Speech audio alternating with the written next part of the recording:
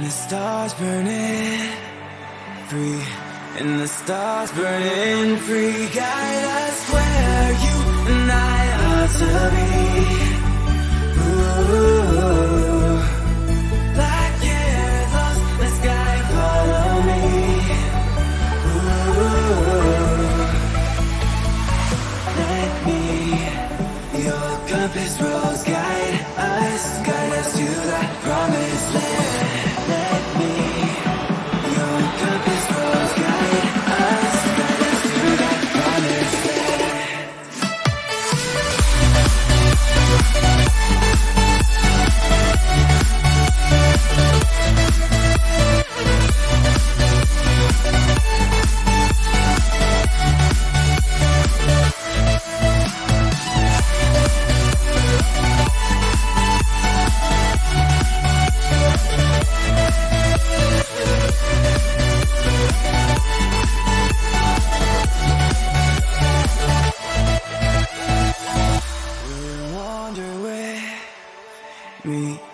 Will you wander with me everywhere?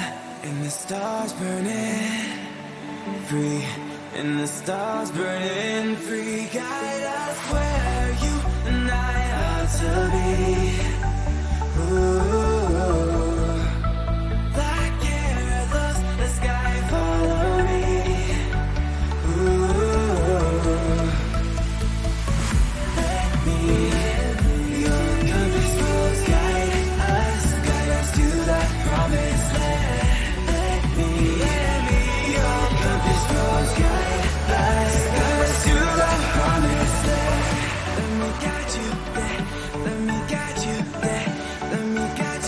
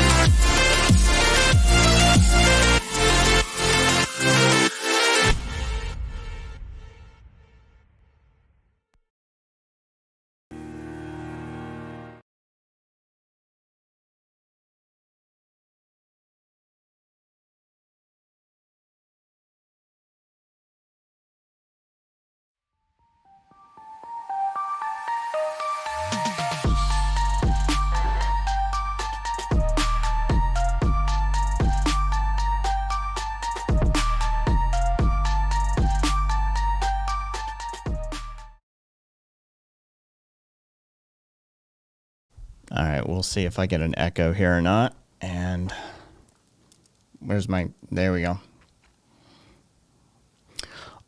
Yeah, we're both tired. We are very tired. Yeah. Like, yeah. It's been a bit of a day. Yeah, like I've been up for a fucking a bit, and we both may or may not have consumed a variety of substances on our way into Meow Wolf today. Yep. So, you know, that's a thing. Yeah.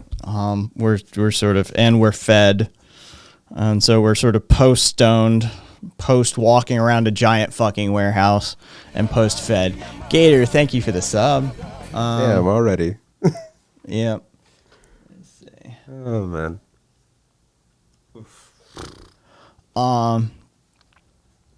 Yes, it's being called a cat cam. Yep. So, Cat is in no one's bed. Cat is in my love seat here. Yeah, I'm just laying back. This is probably horrible for my fucking back, but you know, hey, if I'm gonna be here, I'm gonna be comfy. There you go. Thank you, Kez. Yeah. So don't expect much out of us. Yeah. We'll see how long this fucking stream goes. So you know that. Fair warning. It is what it is. But we promised you a dual stream. Reviving here. We made it happen. So thanks for stopping by. That's the end of the stream. I'll catch y'all there. Fucking oy vey. Yes, so we went to yeah, Angie, good luck with that. What did Angie say? Posture check. Okay. All right. Do this proper. Happy? How's it sound now? Yeah, you're fine. Okay, cool. So yeah, we went to Meow Wolf today. For those of you who don't know what Meow Wolf is, I suppose I can show you. I'm not gonna show you any photos from the fucking thing, but You're missing out, fool. let's see. There's Omega Mart. Yeah. It's not really going to show you that.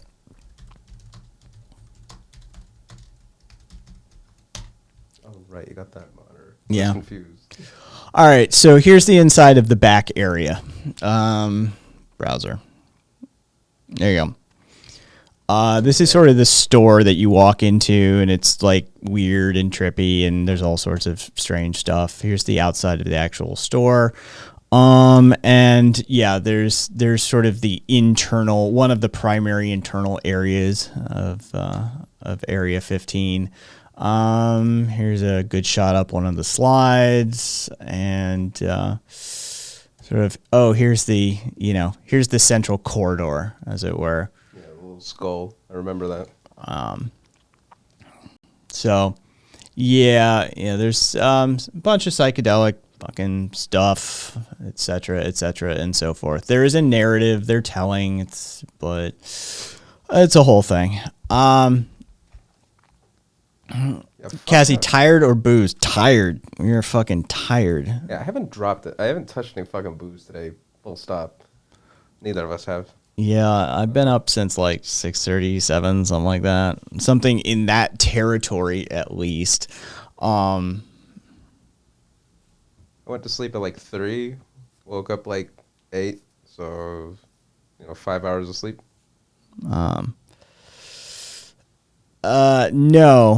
No, Karina, Kat is not taking advantage of this opportunity and wearing a skirt.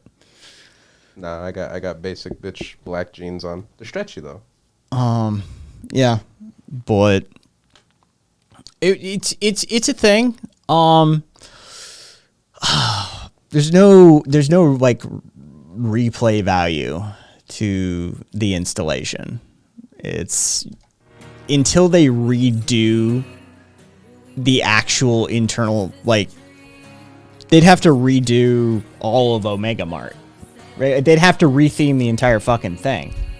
I think it'd be interesting if annually they updated the story, and like maybe the mart like slowly like deteriorated over time when they walk into.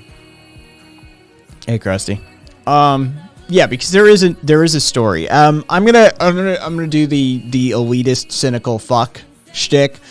95% of the people in there were just fucking going ooh pretty, and didn't turn the page, as it were. 100%. Yeah. Like basically unless okay. So first off, you want me to explain it or you got it? Okay. So fucking. Long story short, when you actually like get to the actual part where like the fucking what's it called, like the building is like on display, you basically walk into like what's basically the spoof of like a little like Walmart style like retail chain. So you go in, there's like some wacky shit that you can like fuck around with, but where it really starts is when you basically peek into one of several doors or rooms. One's a janitor closet, one's behind the butchery, one's behind like what was another one? There was the butcher, the janitor's closet, one of the coolers, like one of the freezer cooler doors also was one of those as well. Right. Which kind of disappointed me because they all led to essentially to the same area. Yeah, there was only like 2 rooms that they funneled into. But point is, once you step through those fucking rooms, you basically step into like raw psychedelia. So there's one room that has like projections of like DMT like visions on the wall. One room is like, basically like a portal through like multiple stages of time. Another one's like fucking, I don't know, what was the other one? It was like straight into the fucking like slide bullshit, right? Yeah, there's the picture. Here, hang on, I'll get it on screen. Don't give him a second. So this is sort of like one of the main areas that you walk into. Basically, it's sort of plaster, but it's like rock walls. And so this is just one aspect of it. Like all of the areas are being projected onto by, I think I counted like 12 projectors. There's a fuckload of them. Yeah, we're talking like $35,000 theater grade industrial light mapping projectors. And yeah, they had like 12 of these fuckers. Just everywhere. Just steady fucking chilling. Yeah, and so this is just one of the main areas that you could walk into. Okay. But yeah, so basically, after you get past that shit, bunch of other rooms with like similar levels of like extravagance. But long story short, you get to one fucking room that basically gives a massive fucking lore dump that basically goes into the story of like the actual bullshit. Long story short, this company that was originally just like a Walmart type of deal starts experimenting with like fucking, I forgot what the exact terminology is, but basically like ripping holes in space and time for X reasons. Imagine if Walmart started up Area 51. Pretty much, yeah. So they fucking... So basically, long story short, it goes wrong very fucking quickly. The original CEO just offs himself. Fucking, there are beings that come out of the fucking portals, and one of them was the one that actually pushed him into there, and like his daughter's piecing shit together, and it's a whole fucking thing. But long story short, it was actually like, the story is like very like lovingly crafted, and there's a whole progression that you go through. You have to check through like terminals, and there's like quests you can do and shit. And you have to read through a bunch of documents scattered throughout the place, but most of it was contained to that one fucking room. That was the main complaint.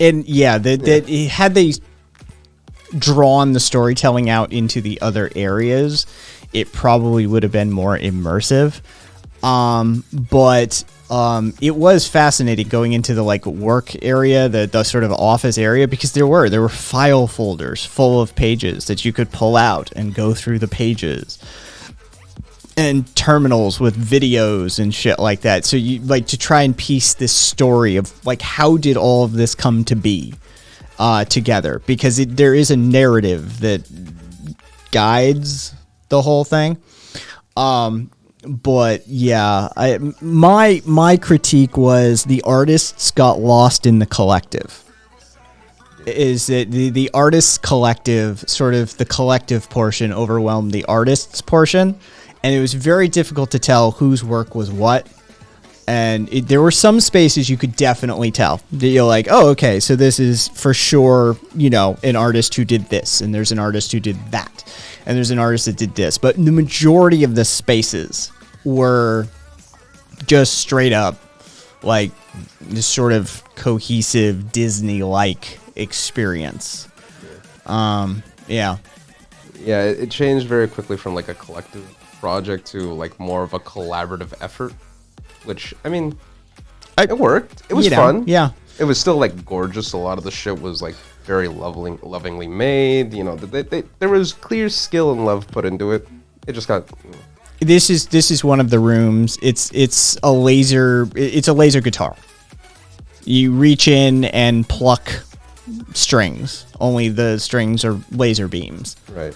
And then they play like throughout the fucking like various rooms to one degree or another. Yeah, there seems to be a level of interconnectivity to the exhibits that aren't readily apparent. You're pushing buttons trying to figure out what the fuck is going on, and nothing's happening for you. But 1,500 feet away, shit's going off for somebody else. Right. So yeah, there's a whole lot of like interconnected tech that it's difficult to peel apart upon a singular visit. Right. So that's what I would get at, is that like, for one, I'm sure most people just kind of came in, fucked off, didn't really look through any of the stories. So, there's a bit of like replay value, for just to use gamer terms. I think one time could be to just view the spectacle of it all. One could be to catch up the lore. One could be to fucking, I don't know, to check like the technicalities if you're interested enough in spawning that shit. And then like I said, I think furthering that fucking plot, they kind of just left it on a cliffhanger. I mean, we didn't explore it fully, but it would, I think you could go somewhere with that. I mean, there's already fuckloads of writing put into it.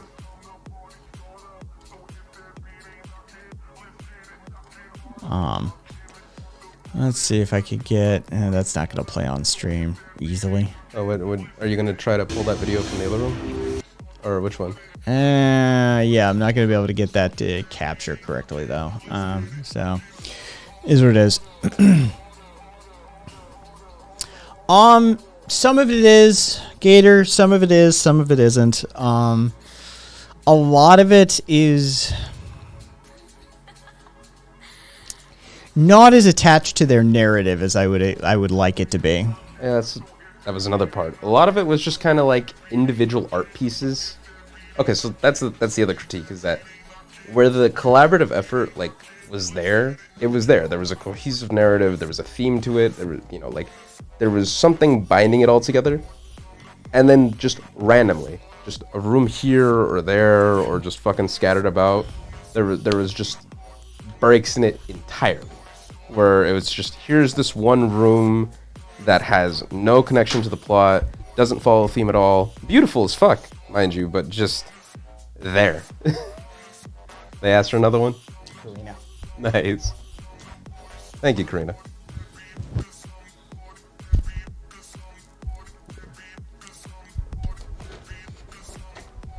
Yeah, it's definitely, and if you look, you can tell, one, there are people. They use specific terms, and like there's hints throughout. The fact that they literally do use the term spectacle, and these are the types of fuckers that would read DeBoer. But yeah, it is. Look, I think out of towners it costs $50 for a ticket. If you're in Vegas, go to a fucking dispensary. By the way, the rules are fucking stupid. Dude, it's hilarious. They've got a fucking board of rules out front, including no profanity. Yeah, you're not supposed to fucking swear while you're in there. No swearing. You're not supposed to swear. You're not supposed to drink. You're not supposed to vape. You're not even supposed to vape. Like we decide, you're just not supposed to vape at all. Yeah. Fucking no outside fucking food. It's bullshit. It is a clean atmosphere.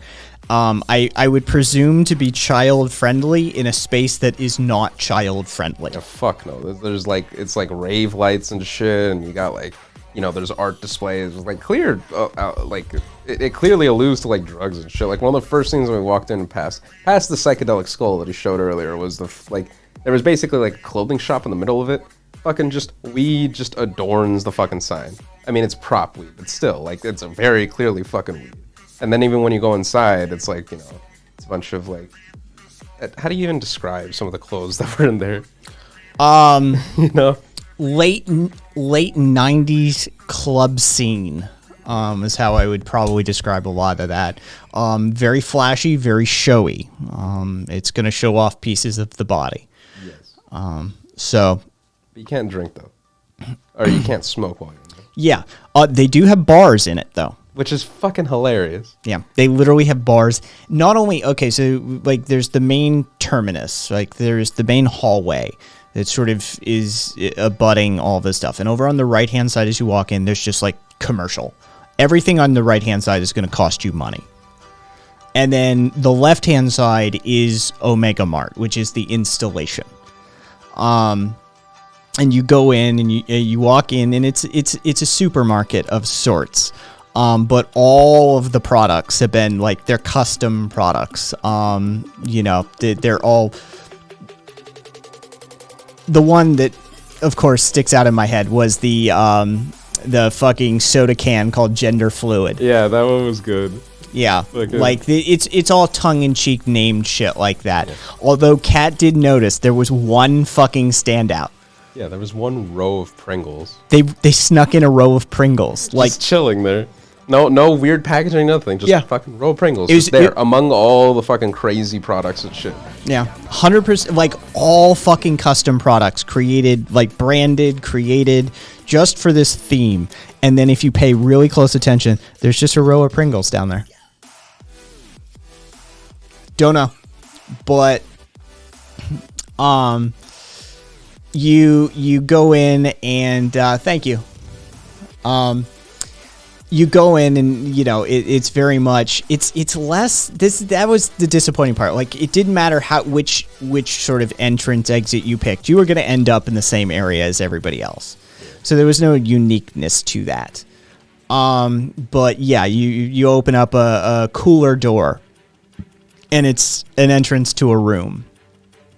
You know, you go back into the butcher's shop area, and you know, go past the fucking plastic, whatever, hanging down things, fucking, and you go back there. It's a little walkway with like weird ass posters for like portal sickness symptoms that you should be looking out for, and you know, a variety of things like that. And you go down a hallway, and it enters into one area or another. And so yeah, it all sort of enters into this like two spaces, really. It all dumps into the projection mapping, and then what you saw with the slides and shit.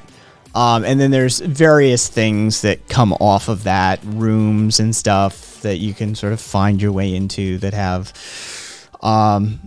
you know, there was one that we were trying to figure out that took us a second, but it's 4 walls and it flashes very brightly. And then it flashes again. But the first flash is the picture. And there's 4 different camera angles that are being taken. And each wall on the second flash has the picture that those images took. And it's being synced to an increasing beat. And so it gets all the way up to a point of like a tempo of just... And it's just this hard strobe. And then it slowly backs off again. And so, yeah, there's all sorts of rooms like that, you know, spaces and corners you can find yourself in, variety of technologies and artistry. And, you know, there's one of the pieces that we were most impressed by. We go upstairs and it's chicken wire. It's like molded, sculpted chicken wire that's being lit. And it's pretty. It's just a really good piece of sculpture, you know. So yeah, if you're in town, go spend $50. It's worth it. Stop by a dispensary first, though. Yes, very much recommended. We pre-gamed, as the kids say. Yeah. Don't go sober. Yeah, we went on what the fuck do you get? It's like the half and half shit, or one to one. Yeah. Fucking 1-to-1 CBD, THC, a little vape pen. We fucking pre-gamed on that. You know, and Oh, Cassie, it's not that you're not allowed to be on drugs. It's that they don't want you consuming them on premises. well, no, I actually think they said you're not supposed to be intoxicated. They Well, they don't give sell it. They you, don't check. Yeah, they sell you liquor on premises. Look, so. just don't come into the place stumbling or swelling like bud, and you'll probably fine. Yeah. Yeah, it's an entertaining. It's a good way to spend. We figured it takes about 2 hours to do it. But if you really wanted to do like a proper, like if you spent time, like go do some stuff, go to the bar, have a few drinks, chill out, go back, you might be able to burn 3.5 to 4 hours there. You could really see. Here's the thing that I picked up on, because I think there were multiple bars on the Mart, right? There was one bar in the Mart itself, Right. and then there was a couple on the main promenade at the terminus. So that's what I'm getting at, is like, if you really wanted to milk it, I think the goal should be that you go with like 1 or 2 people for one, and then you basically just drink it up at you basically try to find each bar, drink it up a little bit, so you know, and then just walk around a little drunk and just rinse, repeat. You could, I think you could fill out some time. It's just, I think they probably get sick of your shit after a while, because some of the workers were already irritated like a motherfucker by the time we got that there. one chick was, she was pissed. She was not having a good day. She was sick of it. Yeah, she was sick of it. Yeah, she was over it. She was fucking sick of people looking in places where they shouldn't, and she actually had to tell someone to get off of a terminal while they were like looking through the story and all that shit. She had a day. She had a day. I don't blame her though. That place is a fucking headache to be in.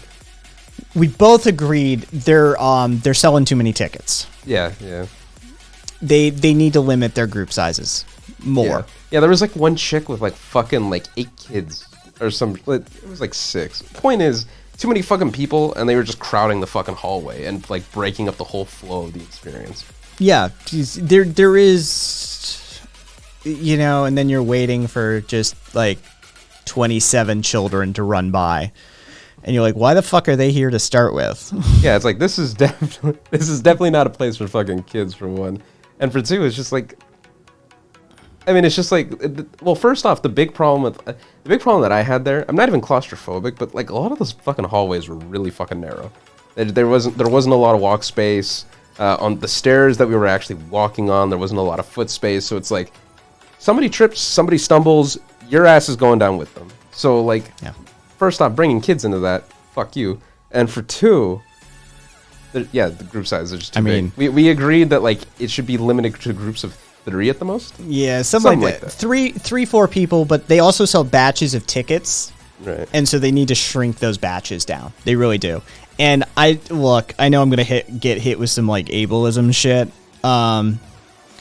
There was a couple of big boys there that I could only imagine. Like one of them we saw at the Museum of Havoc or whatever the fuck that was called. When he walked in, it was like, oof, in a hallway, one of those hallways. I'm not entirely sure like if he would have fit. Right. Like the hallway behind the butcher shop. Yeah, that one was a big. That was where the kids came out of. Yeah. Yeah, the fucking. Yeah, I where the- sincerely like. Yeah, it's like, it's not only for the experience here, it's also just safety concerns. Those hallways are just really narrow, not a lot of places to move through. Yeah, basically. Yeah. Yeah, you Just in chat.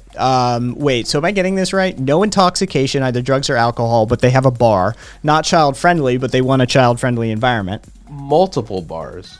Yeah. Yeah. Like multiple bars inside the art exhibit, mind you, and just around.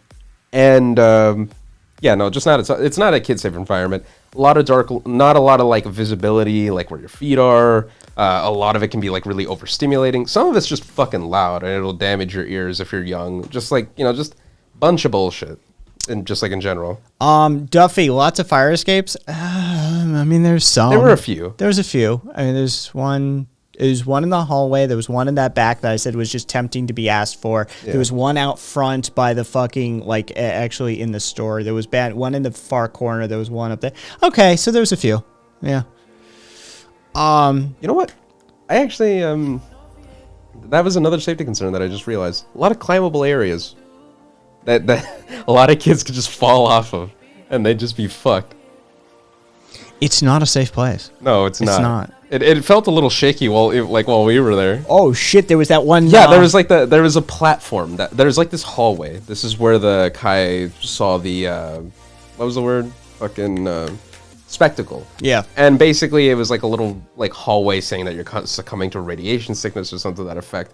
And as we're walking through, like before we exit that hallway, there's just this fucking like metal panel, and like I step off of it, and yeah, it's just boom. Like it literally bent. Like Yeah, it's like it boom. felt. Yeah, like it felt loose. Like I felt something shake under it. I'm like, okay, it's about something's about to go wrong here in the future. It Here's did. just- Yeah, there was one that Like needs here's, replaced. like here's hoping I'm not like here's hoping my fat ass ain't on there when it happens. Yeah, it's just an interesting thing. Let's just put it that way. Zippy, it is cool. It is cool. Like we're analyzing it. That's all. As a spectacle, as a show, it is a hell of a thing. Don't go to the Museum of Havoc. I'll tell you that right now. You walk in. There's gonna be stairs on your right. You go upstairs, then you turn around and walk towards the front of the building, and there's going to be a line. They're going to want $18 to go into that room. Don't go into that room. Don't do it. It's not worth it. It's a light show. It's a room that is begging for seats. No sitting on the ground, no leaning on the walls. They explicitly tell you no laying, no sitting, no leaning. No drinks either. Like you'd think they would sell at least a couple shots out of that. It's a straight up like nightclub atmosphere. Amazing light show, loud as fuck music, but you're just supposed to just kind of like stand there and like look around. I'm still not over that fucking kid they brought in there. Yeah, there was this one kid who was like fucking, he had like headphones on and he was like staring at his phone the whole time and he was just fucking freaking out. Dude, they brought in a clearly hardcore on spectrum dude. He couldn't handle it. Like he just earmuffs, sunglasses to kill the lights. Like, seriously, somebody who has issues with sensory overload in a room that is designed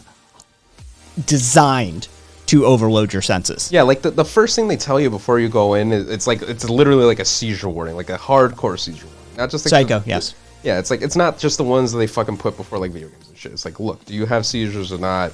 Fucking this will cause them. Yeah, like it's bad, like really fucking bad. First thing that me and Kai walk into is basically the room fucking flashing on and off, like fucking just fucking pulsing, and it's just like even as someone who doesn't have seizures, it's like my eyes are like fucking irritated by the end of that shit. It's fucking awesome, but even then it's just shouldn't be bringing a kid like that in there. Yeah, Zippy. He handled his shit. They got in halfway through the show, I think, something like that. He handled his shit for about 6 minutes. And then as we were walking out, show's on about a 12-minute cycle, because I asked security, what's the fucking loop? And as we were walking out, you could hear it start kicking off behind us. Yeah, the dude, I mean, he handled it well, but his people shouldn't have brought him there. Yeah. It was not a space for somebody who, like, you could tell, like, they had dark sunglasses and ear protection, and you could just tell this is somebody who suffers from sensory overload issues, and they brought him into a room literally designed to overload your senses that has so many warnings on it. Frankly, I wanted a pair of them shits, dude, because the music was cranked just a hair too loud. Like the room was like vibrating. Yeah. Oh yeah. The room's designed to like hit you in the chest with the sound. It is literally, and it's reflective and mirrored. Yeah, Lion. Yeah.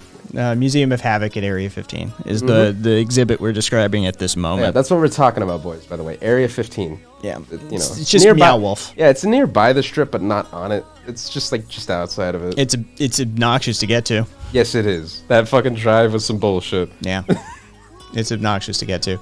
Yeah, I already know Meow Wolf. And so I was interested to see what they were going to do here. Like, if they're opening an installation here in Vegas, I'm in, right? Like, I've done the New Mexico thing before, which I prefer, I might add. A little more individual artist touch there. But, I had tickets. My original ticket number, I think, was something like 34 or 32 out of the amount of tickets they've sold. Like, it was, seriously, like, I was under 50. on the number ticket purchased. So I had a first week ticket, and then COVID hit. So they doubled all of our tickets because they were going to be closed for that sort of stuff. So, we went, and yeah, it's worth, did you no, Viva. They weren't. Oh yeah, that was the other bit. We weren't allowed to run in there. I mean, it's a reasonable rule, but I still found it just kind of bullshit that they had to point it out. And I mean, the truth of the matter is that the majority of people there, the vast, overwhelming majority of people there, are tourists. They're here in Vegas as tourists, and they're going to an artist collective installation, right? Like your boy. Yeah, we would stand in rooms. Like, I'd stand there, and like I did this as good faith as possible. I went in, and fucking Cat does this. Like, at the store, I carried a shopping cart for a while because fuck it. Like, this is the gimmick. This is the shtick. I'm here. I'm going to do the thing. Let's do the thing. And so, like, every area we go into, I'd look into corners because it's very much that sort of thing, like buttons and hidden things and stuff like that. That's kind of what Meow Wolf is known for doing. And it'd stand in a room, like, because not everything happens immediately. Some things are subtle. Some things take time. Some things are triggered by people in other rooms. And so I'd be standing in a room just observing, and people would just sort of pop their head in, not see like a fucking, I don't know, morphing dragon on acid, like spit flames at them, and they'd immediately jet out. Yeah. They just wouldn't. And I was like, the majority of people here, like, literally aren't getting the experience. Like, they're not actually observing this the way it's supposed to be observed. And there is actually... Kat talked about this a little bit, like, not on stream, but we talked about this. They leaned into that. It's almost that they predicted that. They themed this with this sort of commercial Walmart retail nature. Like, that's part of the story, is that this sort of over-commercialized thing, that this sort of artist collective, this cooperative of artists, did an installation in Las Vegas. So what do? They do this retail chain that has dark ties and shit like that. And so they sort of understood that the majority of people who would be doing this actually wouldn't get it. Yeah, they wouldn't give a fuck. Yeah. It was a product for them to consume and feel good about. And like that little, like, fleeting moment. Yeah, and they leaned into it. Like, that's the beauty of it. They really did understand what was going to happen. That the majority of people here are just going to see gadgets and buttons and trippy images on the walls, and not dig in and start noticing that there's actually a narrative going on here, that there's a story being told. And so, yeah, it was kind of depressing in that way. Like, there's a few rooms that I can remember specifically that, like, my favorite space out of it was this. It's very difficult to describe, but it's sort of this domed area. And the only thing people were using it for was to line up for a fucking thing where you push a button and it causes, like, a visualizer to react on the wall. Yeah. And like, yeah, in the room that we were standing in, it had, like, basically lights that were linked to... We never really figured out what actually set them up. Yeah, we could not figure out the programmed pattern, or it was being triggered from, like, off-site, or whether it was movement-based. Like, we couldn't quite pin it down what was triggering the... Right, so basically it was like a dome, and there were, like, lights up top. And what they would do is that, according to whatever music was being played, it would basically light up and basically correspond with the note. And it was just, like, a super chill atmosphere. It always had, like, a nice... calming background music playing, to accompany the, like, little synthesizer notes that were going on. And we never figured out what was sending them off. Yeah, like, that was one of the rooms where people just darted through. Didn't even take a second. There was a multifaceted domed mirror that would only display on certain slivers of the mirror as shit happened in the room. And, like, I'd just be sitting there, like, standing there staring at this mirror, and people are just lined up waiting to push the button to make the thing go ver, and using it as a transit space. Like, I honestly don't think I saw anybody actually observe that space. I think there was one woman And that was it. Like, it was her and her friend, and I think only one of them actually, like, kind of sat and looked around. And even then, she only just went like, oh, that's cool, and then just popped off. Yeah, it was actually, on one hand, depressing as fuck to watch. It really was depressing as fuck to watch, like, the sort of general consumption of art in this aspect. But the fact that they front loaded it with that sort of retail commercialized aspect, knowing full well what would happen here. Okay. Yeah. All right. Like, it makes it work. Yeah, which is why part of me actually, like, really appreciated the fact that is cumbersome as shit. Fucking part of me really appreciated the fact that, like, all the lore that really needed to be said about the place was contained in just one room.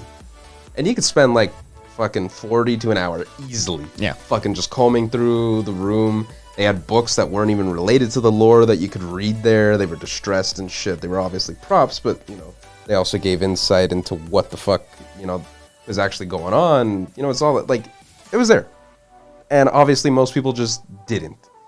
And, you know, part of me respects the fact that, like, you know, they understood that, like, for a lot of people, they just don't care. They want to see cool shit. They want to come out. But, you know, here's the option to understand what the fuck the motivation actually was for any of this shit. Cool. Oh yeah, that's not gonna fucking pop off. What happened? There you go, Karina. I'll manually do that. Boom. Your boy is here.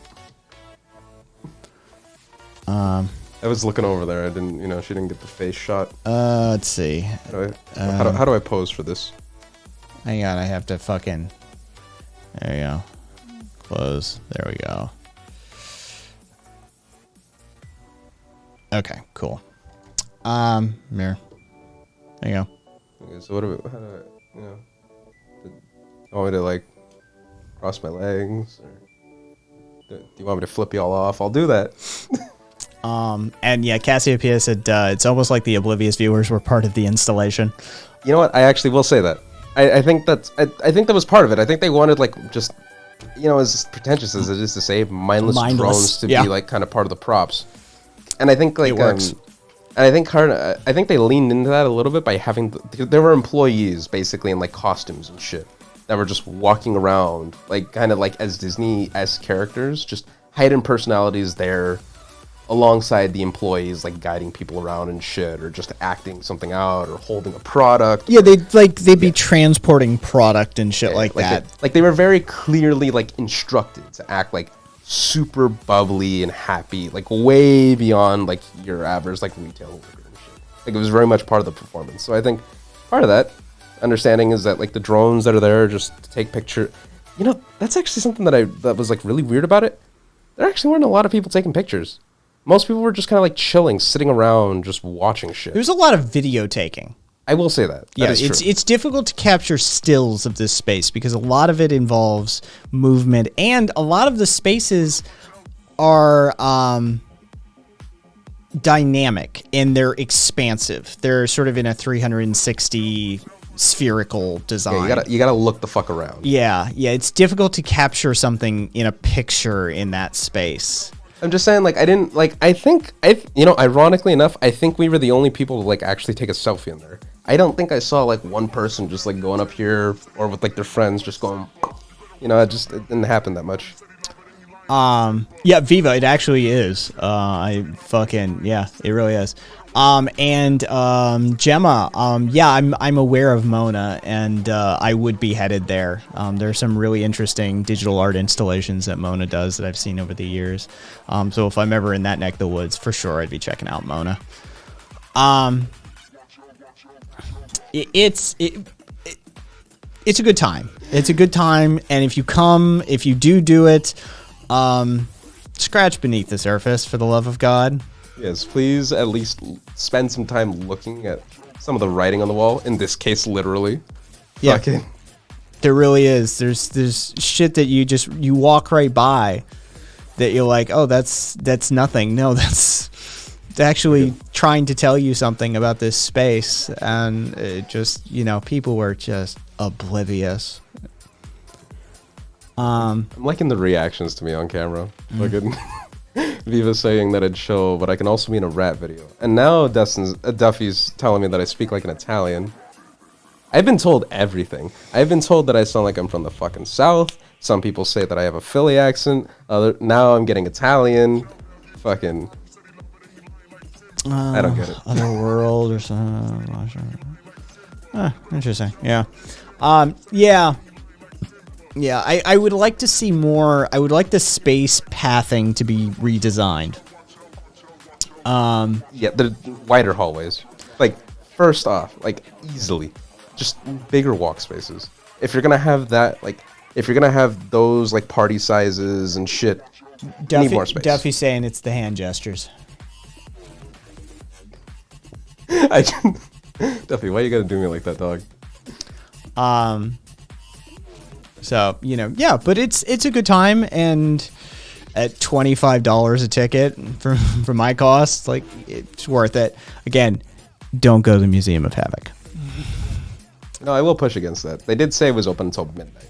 Eh. So if you went around, had a drink, If they let me have a seat in that room, fine. see, for me, it's actually the opposite. I'm fine with standing, but if people were dancing and shit, and you were able to like walk in with a beer, fuck it, make it like a literal like nightclub space, because that's what it felt like to me. That could have been a fucking amazing spot to party for a little bit. I think that definitely needs just like some seats, because it's a 12-minute cycle light and sound show of sorts, and you're just sort of like standing there having been instructed, no sitting, no laying, no leaning, no touching. Like just stand there. It's weird. It gets a little weird. My bad, chat. So yeah, I don't think the 12-minute sound and light show is worth $18 separate. I don't. Story Girl, Gemma, this is not a disabled friendly space. At all. In no way, shape, or form is this for anybody with mobility issues. Yeah, no, there's stairs to climb and shit with like like the weirdest thing to me is that those stairs were fucking like very short. Yeah. Like half my foot was on them bitches. And I don't have fucking large feet. Let me tell you, me and Kai are about the same size, aside from the weight, and just a hard place to fucking navigate. Yeah, there's like no room to stand. You're constantly like just barely fucking avoiding people as you're walking by. This is not that kind of. It's not that kind of space. It's like Also, you just can't. I don't think you could do this and make it. You're gonna touch someone. You can't. Like you're just like Yeah. you're gonna touch a few people. You're gonna bump into someone. If you have sensory overload issues, if you're on the autism spectrum, if you have mobility issues, if you have like space and personal space issues, if you have a sensitivity to a whole host of topics, because there's like there's like drug use and all sorts of like bodily murder, yeah, and, fucking like space, like dissociative like bullshit and like psychedelia and all that shit. Smoke and clouds and different scents. Even the rooms Also smell dark as fuck the whole time. And very, very loud. So yeah, no, this isn't that kind of space. It just can't be. There's no way to. I'm sorry, I don't. Like it's intentionally trying to overload you. Yeah, I could not. No way around that. Yeah, you are going to be overloaded by that entirely by design. Yeah, it's just that's the space. Are you going to bump uglies? No. I'm willing to bet. Well, then again, you probably would have been flirted on with all the girls. Even in the skirt. Come on, fool. Yeah. Fucking... and just like, Yeah, no. It's... They were... I didn't see anybody attempt it, but I'm willing to bet that they would have tried to discourage that sort of shit. Yeah, it's there's no way to make that installation, that space friendly for a whole host of people. It just isn't. No. It's like, it's like saying, I have an intolerance to adrenaline. Can you accommodate me at your jump school for skydiving? No. This just isn't the space for you. Skip this then. Skip it. There's a whole host of like sensory associated issues that no. Run, flee, do not go here. Well, run inside. But, fucking... Yeah, strobe lights, extreme volume, time spaces, seems like my kind of I mean, look, if you come in like we did, high as shit, it's a fun fucking time. You'll burn your 2 hours, it'll be good. If you start a discussion about what the fuck's actually going on in there, good time. It's Area 15 by Meow Wolf. Meow Wolf is the artists collective that actually runs Area 15. Area 15 is the installation. I'm sorry, Area 15 is the space, and Omega Mart is the installation. So that would be the breakdown of who, what, where, when, that sort of thing. Yeah, no, this isn't. It's not that sort of thing. It's like, you know, can we make the full nudity BDSM sex club child friendly? No. They tried, though. No, we can't do that. We can't do that. You know, this is that sort of space. It's like, look, this is heavy strobes, heavy bass, loud music, sensory overload, lots of like weird tight spaces, and you're gonna have to like, there's some Alice in Wonderland doorways and shit. You're gonna you gotta squat down and shit, and yeah, like it's just the nature of the space. It is exclusionary by its very nature, plain and simple. You know, see, now that you mention it, I kind of, you know, it kind of would have like rounded the whole place out if there was like some people dancing on poles. That actually would have been a nice touch. Yeah, that's what I'm saying. Like, not just women either. Like, I think it's one of those spaces where like even like guys could have been dancing and shit. It should have been in the terminus. It should have been in that center space. Yeah. Yeah, that would have been nice. Because they had a DJ. No. Yeah, they had like a straight DJ. Like, yeah, up top. they have an actual DJ in there. Yeah. In what I'm calling the terminus, in the center space. Yeah, let me put it like this: when you walk in, it's light is immediately cut off. You're under like UV rays and shit, and it's like just a straight up nightclub. Yeah. It's just like music is fucking pounding. Yeah, the second you fucking walk in, we're not even talking about the artist exhibit. The second you walk in, fucking just music's pounding. You're seeing all sorts of trippy shit on the walls. There was like this little, like off to the left, there was like these pipes that had like cash like flowing in them. You know, the clothing shop that's like right there, right at the entrance has like weed on the wall. I'm just saying, like, yeah, there should be some girl shaking her ass somewhere in that like purview. Yeah, and they tried to do the post 90s Vegas thing. Like, it's family friendly, even though we all know Vegas isn't family friendly. Just knock that the fuck off. So yeah. I hate to disappoint Gemma, but no. Area 15 is not for anybody with a laundry list of disabilities, or however we wish to address this terminology. Forgive me. I'm tired as fuck, and you know, I'm off of stuff now. So yeah. Do they rent out space for concerts? No. Not that kind of space. I would be interested to see what the next rendition of it is, though, because they do that. Meow Wolf does new installations. And I'd like to see what comes after Omega Mart. But yeah.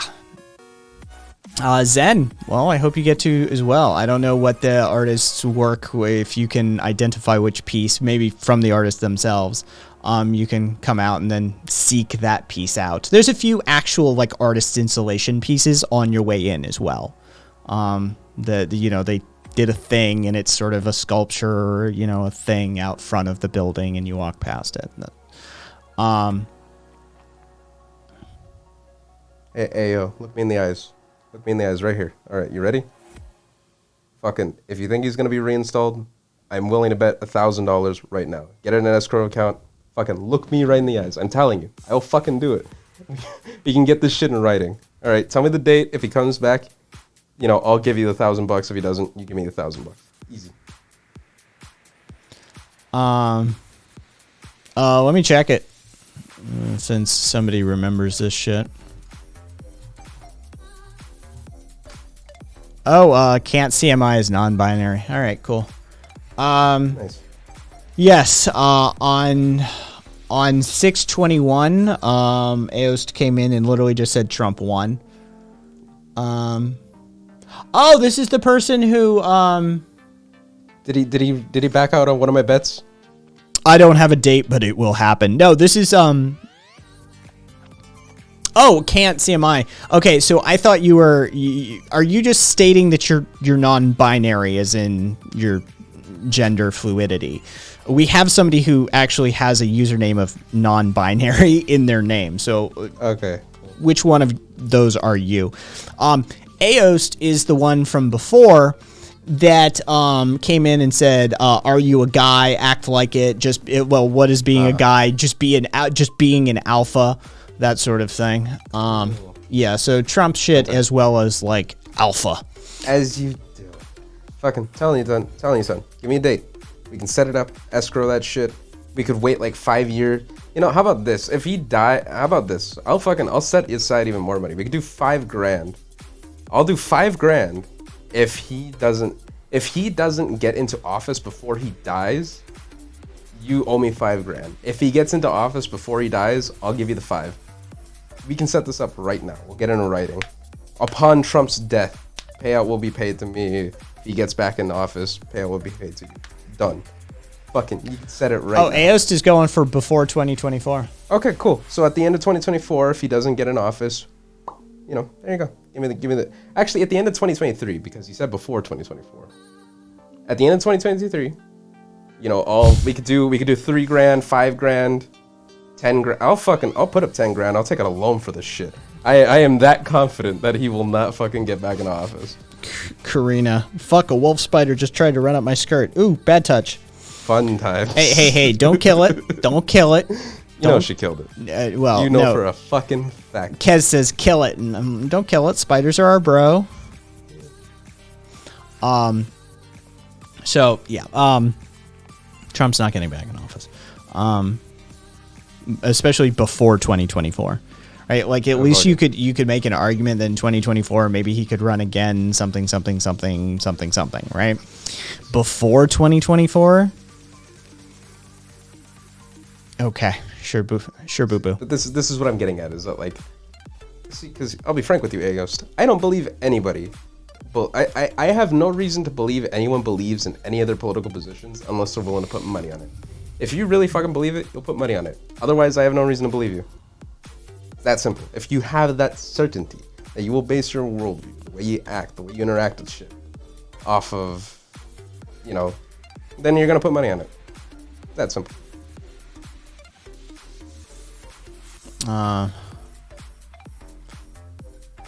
Cupcake. Oh yeah. So yeah, that's what we did this afternoon. It was fun. Yeah, it was a good time overall. It was fun. I would like to see them cut the ticket sales by half. Yeah, if we're gonna keep that size, like that claustrophobic feeling, yeah, you just can't have that many people walking through. Too many fucking people. It's just the truth of the matter. There's too many fucking people. You're coming and going upstairs and you're like, oh shit. Like some of those stairs are steep. The center stairs that we used to go up the first time, like it's, you know, yeah, it just. Yeah. They were small too. Like that was the weirdest thing of it all. Like the actual stairs themselves were like maybe like, what would you say, like 7 inches? Maybe like something in that. Not a full foot fall. Like you're gonna hang off the back of your foot for sure. Your heel's gonna be off the fucking stair. Would you be willing to pay double for half the people? Yes, Cassidy, I would. Yeah.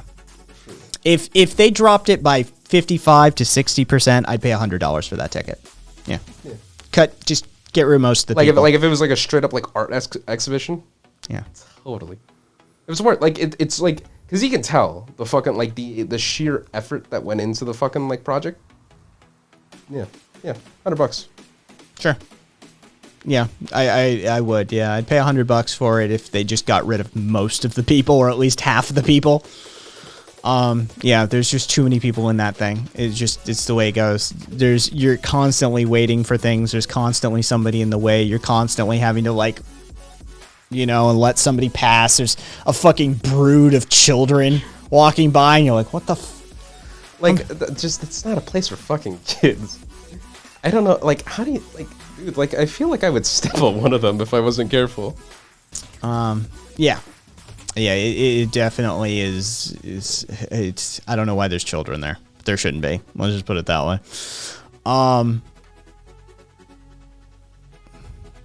Well, I mean, I Oh yeah, don't no secret. Yeah, no fucking heels. yeah. Oh, and, that's not secret. I mean, Kai Cat secretly just hate people.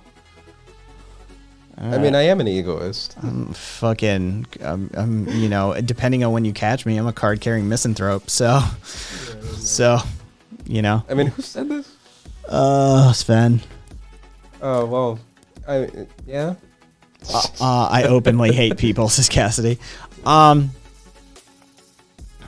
Yeah, I they need some retooling on their numbers, on their logistics. They do. Yeah.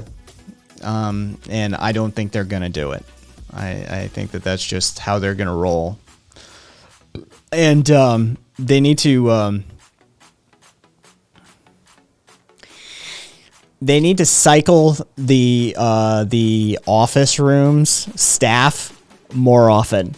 That's she was she was burned. She was burned. She was burned. She couldn't handle it. Yeah, they need to. That room is a pain in the ass to deal with. Yeah, because there's like so many people just because I remember like there was like there were these two women that were like at the files that we were at, and I overheard her asking like, have you seen this yet? And they were like, no. So it's like, you know, it's just there was congestion there, and she didn't really know how to handle it. At some point, she just started booting people off, and it's just like, yeah, she was done. She was over it. Yeah, it's the lore dump room is rough on employees, for sure. See, my thing is that I bet you there were a bunch of people just asking him dumbass questions. You know what I mean? Like I guarantee you, there were just people just in there asking like, who the fuck is this? Is this how many is this reals? Do you think were there? Like if you had to bet. Wait, what? Like how many is this reals? Like, do you think people asked like any of the Oh God! Oh Jesus! Could you fucking imagine? Oh God! You fucking just thinking about that question. Oh my God! So many dumb tourists. This is what I'm fucking getting at, though. Dude. I am fucking telling you. Just in there. It's just a fucking mind melt. If you, especially because I bet you none of the workers read any of the lore at all. You know. Oh God, I can only imagine the dumb fuck people walking into those rooms, like the lore dump rooms, like for the like sort of light and sound, audio visual thematic rooms.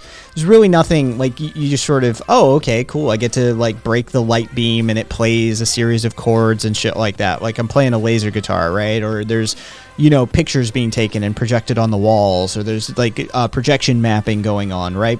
But there's rooms that have storyline. There's rooms that have like details and reading to be done. And there's in those rooms, oh God, I can only imagine what those employees go. Like, there's two halves of that spectrum. One end of the spectrum is people like stupidly asking, is this real? The other half is people that got way too deep into the lore and were just starving for a fucking answer and just harassing these employees about like niche details and shit. Yeah, and then like we witnessed the girl we were talking about who was clearly burned out for the day. She kicked a pair out. Like she straight up like, get off the terminal. Well, then I guess we're going home then. She's like, yeah, whatever. Fucking I don't care. Like get the fuck up. Like you've been sitting at that terminal probably for like an hour and a half now. Like move, bitch. And so yeah, and then like there's a staircase that came out only. Okay, they come out, and people constantly trying to go down it. And oh yeah, she fucking had it with those motherfuckers. Yeah. And us too, because we were looking. I looked. I want to look. We were fucking. I mean, yeah. Let's look. Yeah. There's just like that was part of the problem. That was design flaw. They explicitly tell you before you go in, it's that kind of space. Poke, prod, push the buttons, turn the knobs, go into the corners, explore the spaces. Right. It is explicitly told to you before you enter that space. It is an interactive space. There are hidden secrets. Find them. And that's the thing, is like there's the design flaw there, because that's a space where you get actively punished for doing that. Yeah. It's just, too many people, not enough time, So yeah, but yeah, go if you come into town. Time. Go. It's a good $50. I mean, what else are you gonna spend that $50 on? That's like most of a cover fee getting into a nightclub these days. Oh, that's not even. Yeah, like Yeah, it's like $40 to get into like your average like nightclub these days, like on the strip, and then you have to spend like $20 on like one fucking drink. Yeah. Yeah, fuck it. Throw that 50 at an art exhibition instead. Yeah. And I mean, they'll actually give the money to some interesting causes too along the way. So, yeah, that's what we did this afternoon. It's a good time. Yeah, and so I got nothing beyond that. Like fucking. Oh yeah, and that's the other thing that we realized. Fucking Svenska pointed out that like that place is a COVID hotspot.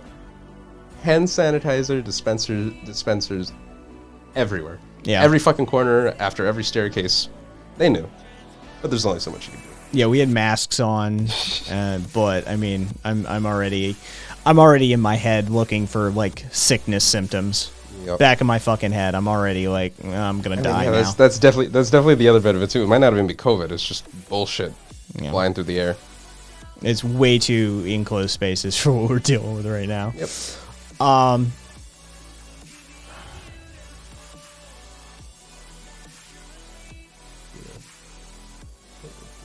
Interesting, Karina.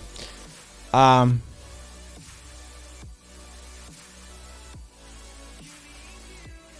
would go there. I would go there now. Like if I had the money to just fucking say, just pop over, I'll do it.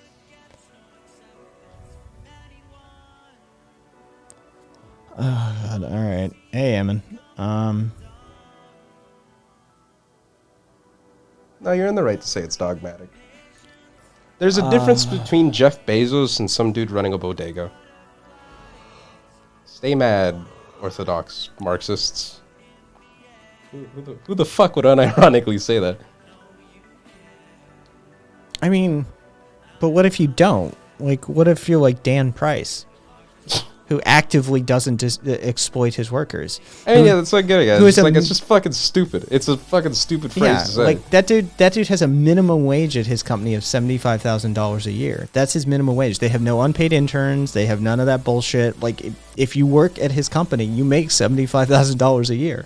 That's his minimum wage. Right? Like he's tracked his statistics and what the currency he's brought into the community, the amount of home ownership increases that he's caused, the children that have been born because of the financial ability of parents who work at his organization. Like, yeah, like what if you're not actively exploiting workers? Like, what if you're actually making a concerted effort, like Dan Price is, or whether, like Kat said, just a bodega on the corner who, you know, doesn't make a fucking $1 billion in a year, but is paying their workers as fair a wage as they can and don't treat them like shit, that sort of thing. Like, what if you're making a concerted effort? Hi, have you considered that they're still extracting labor value from their workers, and that they're still stealing from them via profit? Sven, you may, but I would also recommend you just use a search engine for that. What is dogmatic? Orca EMPs or Orca amps or KMs. Gas gone up $2 because of Biden. Actually, We got into this fucking know what? No. last week. I'm not doing it. okay. Long story short, a lot of economic effects that you feel during a presidency's term is from the last president. This happened with Trump. This happened with Obama. This fucking, like, you could track any of this shit. The last president's term will always determine the economic environment of the last president. We're seeing the decaying of Trump's, like, bubble economy that he created. Done. Boom. Any fucking economist will tell you that Trump's economy was just bound to burst. COVID did it, but it would have happened anyways.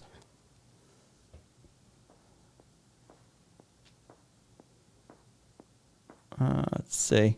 Well, I mean, Emin, if nobody does it, then his point is moot, right? right? Like if Dan Price doesn't collect those statistics, if his company doesn't actually look at stuff like that, like, hey, are you concerned about the declining population, fertility rate or population rate in your country? Well, here's what, most people are not having kids because they're fucking broke.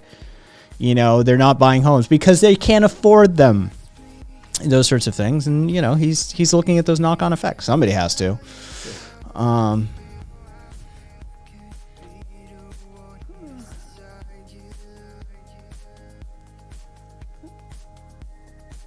Hey now. Chat's a bitch with this setup. Because whenever I look on the screen, it's just there's me just fucking looking at my phone all in the fucking frame and shit. Okay, interesting, Karina. What Karina said? It was at Science World I had my first votaries experience. As one of the interactive things was, I think Karina meant voyeuristic. Okay. Is one of the interactive things was a camera outside the facility with a near spherical 360 range. It also lets you zoom in 800% and make a real concerted effort at looking in the skyscraper windows. There I saw a man and his girlfriend's butt as they banged in the window. Part of me as an adult feels like they must have known someone would see. Yeah. Yeah. Let's see. There's fucking gas shit. More gas shit. Are we really having the gas discourse here? Fucking without COVID, Trump would have still been president. He would have had a better chance. He would have better shot, yeah, if he didn't absolutely butt fuck that I situation. mean, here's the thing: is like a large reason as to why fucking was it Iraq that got hit with Soleimani? I mean, that's Iran. Iran. Okay, either fuck. It happened in Iraq, territorial Iraq, if I recall correctly. Point is, a large reason as to why nobody really retaliated during Trump's shit is just COVID kept him too busy. If we entered a fucking war because of Trump's like foreign policy decisions, no. Fucking Biden would have been left to deal with that shit. That's like saying, Trump might have still been president if he didn't fuck up so badly that it killed 600,000 Americans. Yeah, that's a huge asterisk. That's a huge asterisk. I mean, that's the thing is that like Trump killed more than 500,000 Americans. Like his like a lot of his decisions, the way that he handled like his state power, just it was kind of shit. And might I add, he was one of the most anti-gun presidents we've had in quite a while, actually. Willing to do red flag laws, willing to confiscate guns before any sort of charges have been filed or any court proceedings have been seen. Fucking got rid of the bump stocks via the ATF directive. He did more. Obama did more to loosen gun restrictions than Trump did. That's the thing is that Trump didn't really do shit on his promises. He didn't get the wall built. He didn't fucking, he loosened gun restrictions. He fucking helped big business by fucking, by giving them all those tax cuts and shit. And he decreased spending, which increased, more. It's just, Orca, are you like 80% of those were obese people? I mean, that doesn't change the fact that, okay. So do they not? Do obese people count? just die? Do they not count? Do they just fucking die? Are you that sort of person that you're like, fuck them then? Like, oh, his wall was doomed to start with. It's a fucking stupid idea. Okay, well, I mean, we could look at any other country. They were gonna die from something else. I mean, yeah, shitty healthcare that was in place by Trump, with Trump trying to remove the ACA. That is true. Trump worsening our healthcare would have killed more obese people. Hey, Orca. I hate to be the bearer of bad news. You're going to die of something, too. Does that mean the state should neglect you to the point of death? I mean, no one's getting out alive. You know that, right? Like, true, I don't know, care. True IDK care. Dude, okay, I'm guessing 15. I mean, if you're under 18, you're not supposed to be here. I'll just tell you that right now. This is an 18 plus community, so just FYI, get the fuck out if you're under 18. Like it's clear that he just heard these like talking points, Yeah. and is just like hasn't thought past them in any capacity. So if you just don't care, then I mean, there's nothing left to talk about. Yeah. Like, that's sort of the end of the conversation. It was sort of a miserable conversation to start with, but that's sort of the end of the conversation, really. Like, if you don't care that, like, inaction on the part of, like, the populace or officials directly leading to untold, like, insane amounts of deaths, including potentially your own, like, it's just a non-issue, then okay. I mean, it's a valid position to hold, I suppose, but it's sort of it's kind of fucked up, don't you think?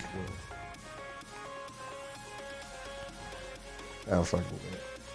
And now, you guys are in the blue Twitch bubble.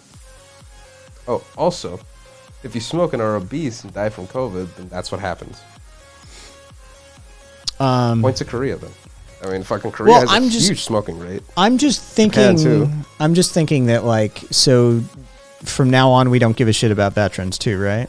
Yeah, we don't give it, like, veterans died, fucking black people died. Fucking, Oh, I'm not even talking COVID. I'm just saying veterans signed up for war and shit happens. You get- oh, yeah, veterans are, like, stupidly, like, right? Like, they have fuck huge them. health risks. Cops, too, by the way. Cops sign up for an inherently dangerous job, right? Firefighters. Like, fuck all these people. Fuck them. If they die, they die. Who gives a shit, right? Like, this is the logical Yeah, conclusion to your their argument. life decisions led them to that position. So we should not try, right? That we should just not try. Because here's the thing, is like, you're acting like there's no alternative here. We can point to literally any other country that isn't named Brazil, that isn't named fucking... Where else do they go to, like, really go to shit? Wow, Orica, it's got to be kind of shitty to live your life. Anyway, Zippy, more cops died of COVID than being shot in the line of duty. Yeah, well, oh well. Oh yeah, that's another thing. Why are we giving cops guns? Like, they signed up for that job. Why should my tax dollars go to that shit? That's not a realist. That's more, you're closer to... Yeah, you're just like you're a closer doer, to dog. nihilism than you are realism. Yeah, I mean, like, we can point to other countries that handled it better than the U.S. Fuckloads of them. A lot of those countries were more wealthy than, infinitely so. You could, Pastique said, you're not a realist, you're a eugenist. That's okay. Over 800,000 kids go missing a year in the U.S. Where is your sympathy for them? No one talks about it. That's a real pandemic. Why are you making the assumption that we don't give a shit about human trafficking? Where did that even come from? Where do we even begin to indicate that? Also, that's just not a real number. There's no fucking way that there's that many.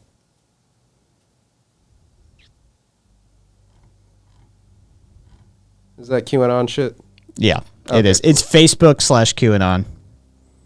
I'm just saying, even if it was true, why, like, what were, like, what, what gave you the impression that we're pro-child trafficking?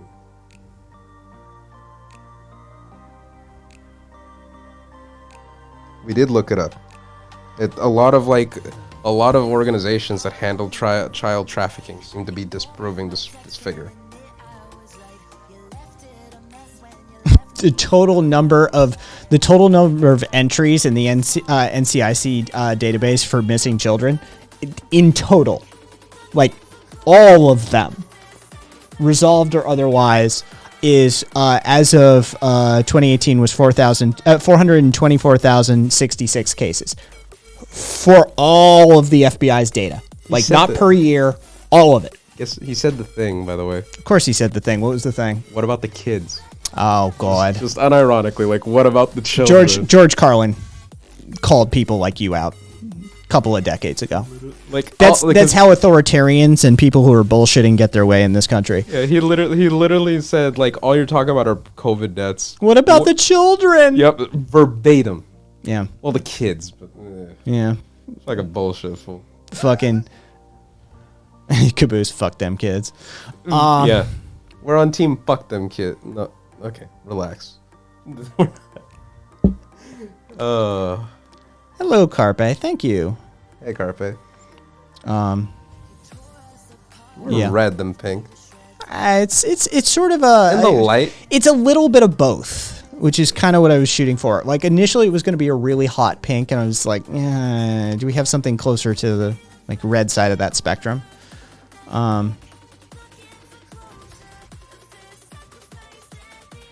Caboose doesn't even notice. I love fucking Caboose. He's just Caboose. You really may be like a proper cisgendered hetero dude, like straight up, man. The fact that That was like literally one of the first things I noticed. Like, when I walked oh in there. right, Kai got his nails painted again. Fucking Caboose just like Caboose just doesn't notice shit like that. I've had plenty of straight buddies over the years, and that's the sort of shit that it doesn't register. Ah, love it, Caboose. Also, side note, Aost, Trump did a fuckload to harm. Trump and the Republican Party have done fuckloads to harm the quality of children's lives in this country. They're responsible for checking the genitals of children in athletic events now because people are too afraid of like trans women having a slight advantage in athletic events. Just saying, dude. You're the reason why there's state mandated genital checks, fool.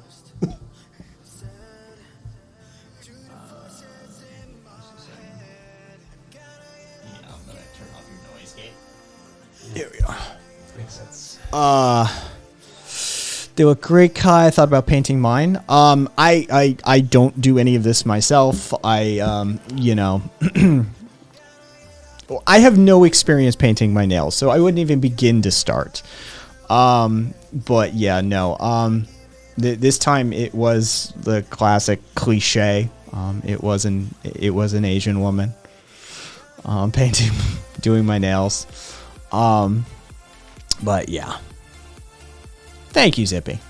That it's a lovely color. Yeah, it looks good on you. It Yeah. gives a nice contrast. You should get extensions. Nah, I'm good. I'm good. Now that would be a fucking look I would pay to see. I've had long hair. No, I'm fucking. I've had properly long hair. Look, I will tell this to your face. Look at me. Fucking, I am waiting for the femboy arc. I pray. I like the sort of like the mix and match that I've got going on. I like the skirt with the dude with the fingernails, like the mani petty. I like the mix and match. I'm just saying. I'm just waiting. At least for one day, one stream. I don't know what it would be for, but just one time. Wait, what's going on in chat? Wait, what do we? Orca won't play with chat. Kai, you playing? What are you doing, Karina? What are you? It's Orca's the fucking.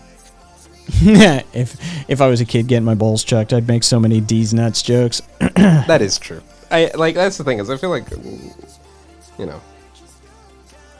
Also, I said, look, Orca, if you really think that having teachers and shit check kids' genitals is worth it to stop trans women from having a slight advantage in sports, you have some fucking strange priorities if you're that...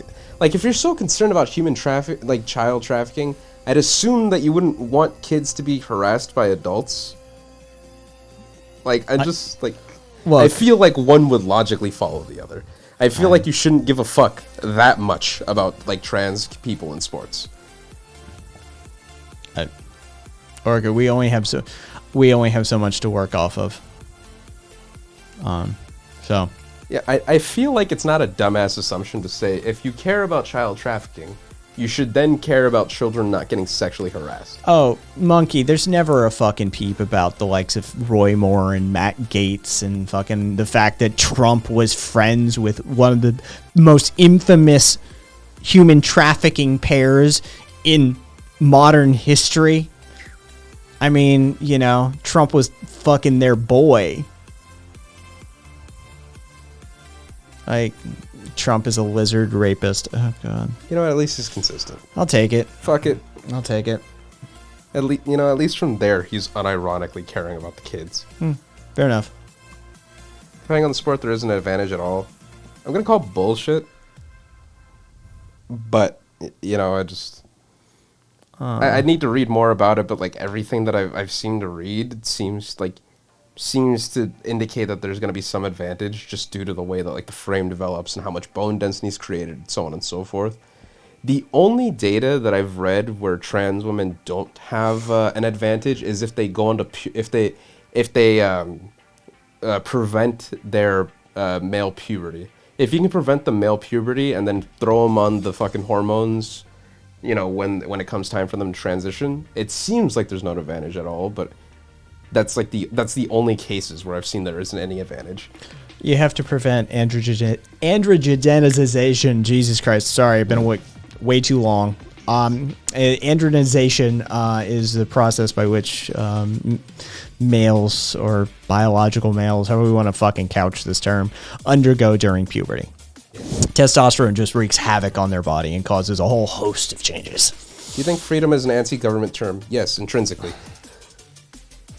No, there really isn't a lot of trans people can do take medication to change their bone density. Yeah, but what I'm saying is that like the frame, the way that their muscles are inserted along their body, the fucking, you know, like, and even then the bone density doesn't weaken in the same way that it happens with women, like, you know, people who are assigned female at birth, like.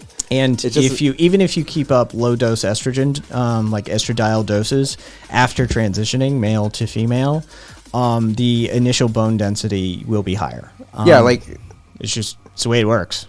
You're coming from a denser bone, you know, a higher bone density place. It's just. Yeah. Even still for kids sports at Nature the of it. casual level, there's so much variance within gender than between genders. See, the thing is that like with children, yeah, I don't really give a fuck. I'm just saying that like once we start getting to like competitive sports, trans women seem to just have an advantage. I mean, Chutoy, I have an important scientomological question. A genie appears and offers you a deal. Anarchism becomes wildly popular in the USA, but you have to give Danny DeVito a rim job every day. Do you take the deal? Yes. I mean, if I say yes to this, it feels like I'm doing this in order to bring anarchism to the people, right? I feel Danny DeVito deserves a rim job every day. So, I mean, you know, I'm just coming at it from that angle instead. I mean, that's true, but I mean, Yeah. either way, utilitarian or just sheer degeneracy, yeah. Yeah. You'd have to be a massive dick to not do that. Yeah, Chutoy, I'd do it without the anarchism. Exactly. Trans women have such an advantage in competitive sports. That's why I've never won a medal in the Olympics ever. I would say that has to do more with like the discrimination that trans athletes face, as opposed to like, because here's No. my thing. Yeah, like if trans people were like extremely accepted and shit, they would be fucking crushing the medals. Cis women would have no chance anymore at the top end of like of women's sports. And Aost, no, I'm not.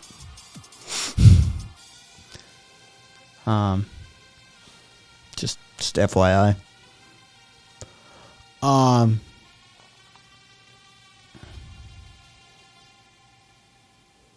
Yeah, I'm not clicking a link from a rando who's proven that they argue in bad faith and already comes at me with debunked scientific pseudoscience ideas such as alpha males and shit. I'm good. If somebody from the community wants to click fucking that link, I'd tell you probably launch a VPN and maybe a clean incognito or a clean browser session just to make sure. You know, but yeah, no. Also, Rosie, it's not like even the Olympics have rules in place to prevent like to make sure that like trans women kill as much of their advantage as possible. Like for the Olympics specifically, you have to have been transitioning like chemically, not just like surgically, but chemically for 3 years, and you have to like you know, consistently make sure that your testosterone levels are lowered and shit. Like there's very strict, like it's so strict for trans women to compete that they, you know, that like some of their sensors had even like tripped off like you know, levels from cis women and all that shit. Like there's a very clear advantage that comes from this shit. Where like the medicine's just not there. Like we still have to deal with like bone density, we still have to deal with like the skeletal frame that comes from like androgenization during puberty. The only trans women that don't receive an advantage are those that started their transition before puberty. If you can get the puberty blockers in, and you can fucking, you can start the puberty later in life with estrogen, yeah, they're pretty much on par with cis women. Jesus Christ. All right, so yeah, somebody said that to Human Events, that the link that AOS used is like Breitbart, but I mean, this is way beyond Breitbart. Human Events started in 1944 as a print newspaper. It is a conservative American political news and analysis website. They have a most harmful book list for the 19th and 20th century. And there are some really interesting picks here. Number 1, Communist Manifesto. Number 2, Mein Kampf. 3, Chairman Mao, Little Red Book. Quotations from Chairman Mao Zedong, The Little Red Book. Number 4, most harmful book of the 19th and 20th century, The Kinsey Reports by Alfred Kinsey. Basically documenting that human sexuality exists on a spectrum. Nice. And that there is, heterosexual, homosexual, and all sorts of things in between, right? Those are the Kinsey Reports. Democracy and Education by John Dewey. Basically, it is a takedown of the American educational system, an explanation of how it is derived from the Prussian militarization process, and how it is literally a tool of disservice and miseducation and misinformation. Great read. And then Das Kapital, and then Friedan's The Feminine Mystique, The Course in Positive Philosophy, Beyond Good and Evil by Nietzsche, and General Theory of Employment, Interest and Money by Keynes. Fuck. These are the most harmful books of the 19th and 20th century. They just fucking... You know what? I will respect them for throwing the capitalists under the bus. Yeah. At least they're consistent.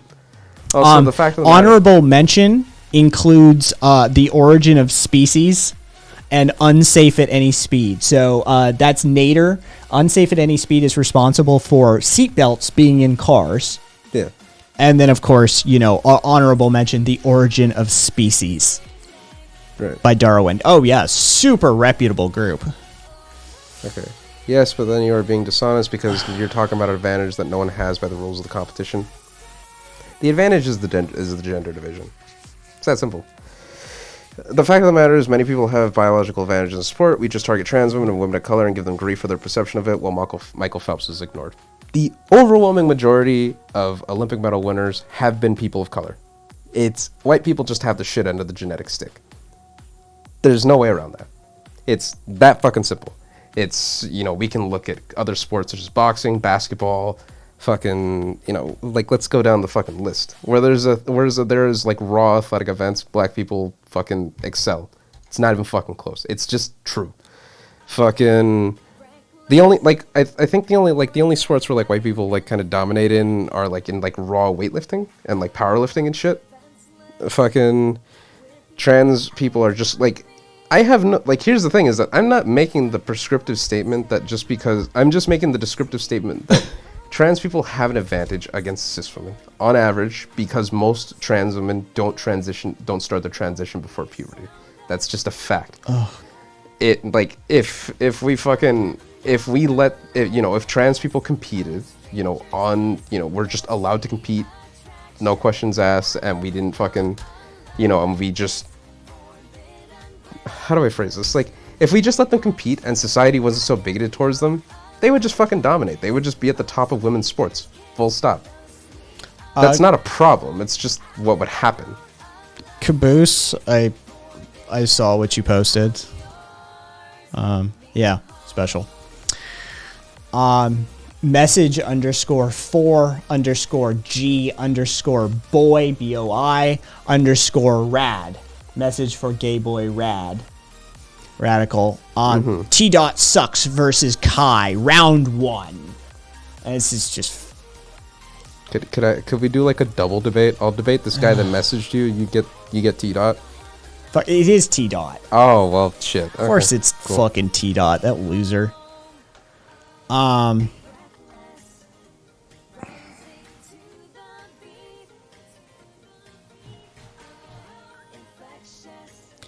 I'm actually opposed to that, Carpe, eliminating the sex divisions in sports. No, I'm fine with that. I want to see what happens. I don't think we should eliminate them. I think we should create a master category of just human. Nah, fuck that. I am down to just eliminate the sex divisions. I want to see what happens when lefties see see Swiss women just basically eliminated from the top of sports. I want to see the reaction that happens there. Because I think it'll show that a lot of people are turfs, and I think it'll show that a lot of people are like Carpe. The difference is between subtracting and addition and subtraction. I think there should be a category that literally everybody unconditionally should be allowed in. But I think we should probably keep the old categories just for shits and giggles. There's reasons that they exist, and I think it's kind of... I'm sorry. How do I put this? Serena Williams will not compete against men for a reason. She's expressed it herself. Yeah, a lot of professional tennis players just say a lot of women professional tennis players just say it's a different game. Yeah. Like they just shouldn't be compared. It's- WNBA players say the same thing. Yeah. Female MMA fighters, most famously Michelle Watterson, say that like it just wouldn't be competitive. But But I think that they're like, if you want to do it, add one. Yeah, as long as everyone's consenting, I don't give a shit. Yeah, add one. Fucking, I want the no holds barred. I want like full dope, fucking transhumanist. Like I want the whole 9 yards. Yeah, let's get people back on the sauce and shit. Fucking baseball was way better when everyone was down steroids. Yeah, like if you want to chop your legs off for a running advantage and get some like Oscar Pistorius legs, just try not to stab your girlfriend to death. Go for it. I don't care. Do it. I think we should have an anything goes category. Just if you can sign up, you're in. Simple as that. And I think that would create a sort of definitely a hell of a gauntlet for human athleticism. Yeah.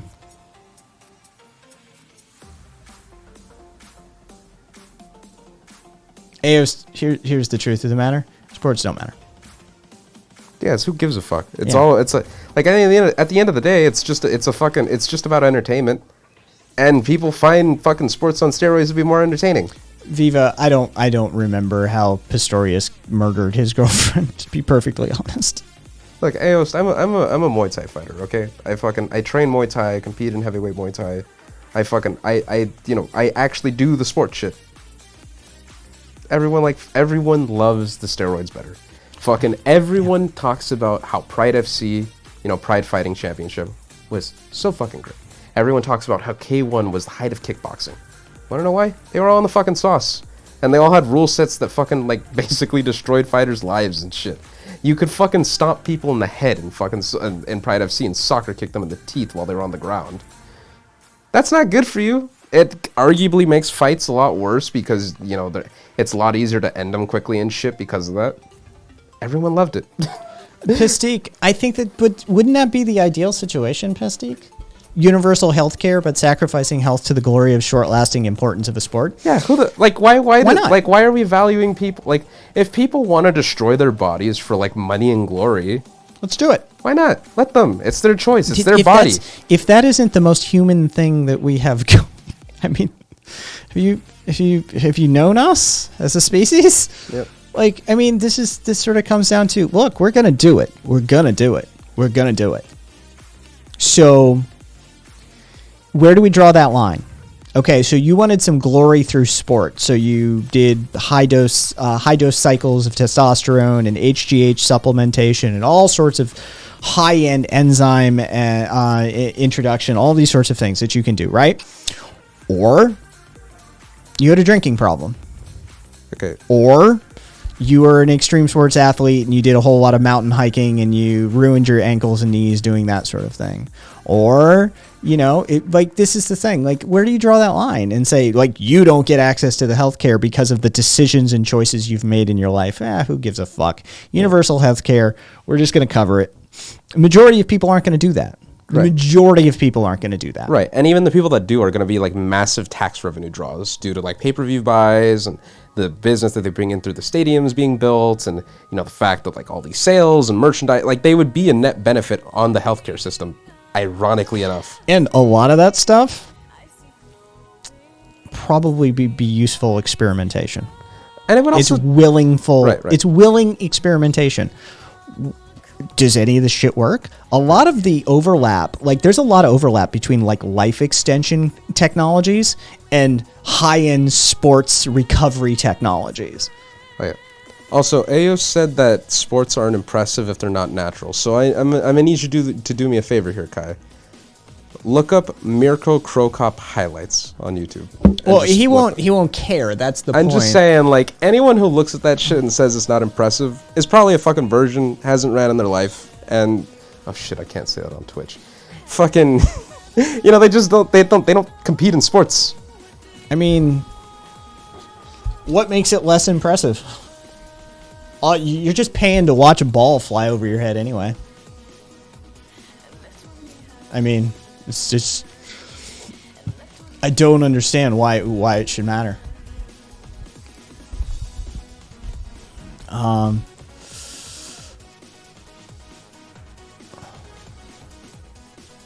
Go lift what Brian Shaw can lift. If that ain't impressive, I don't know what is.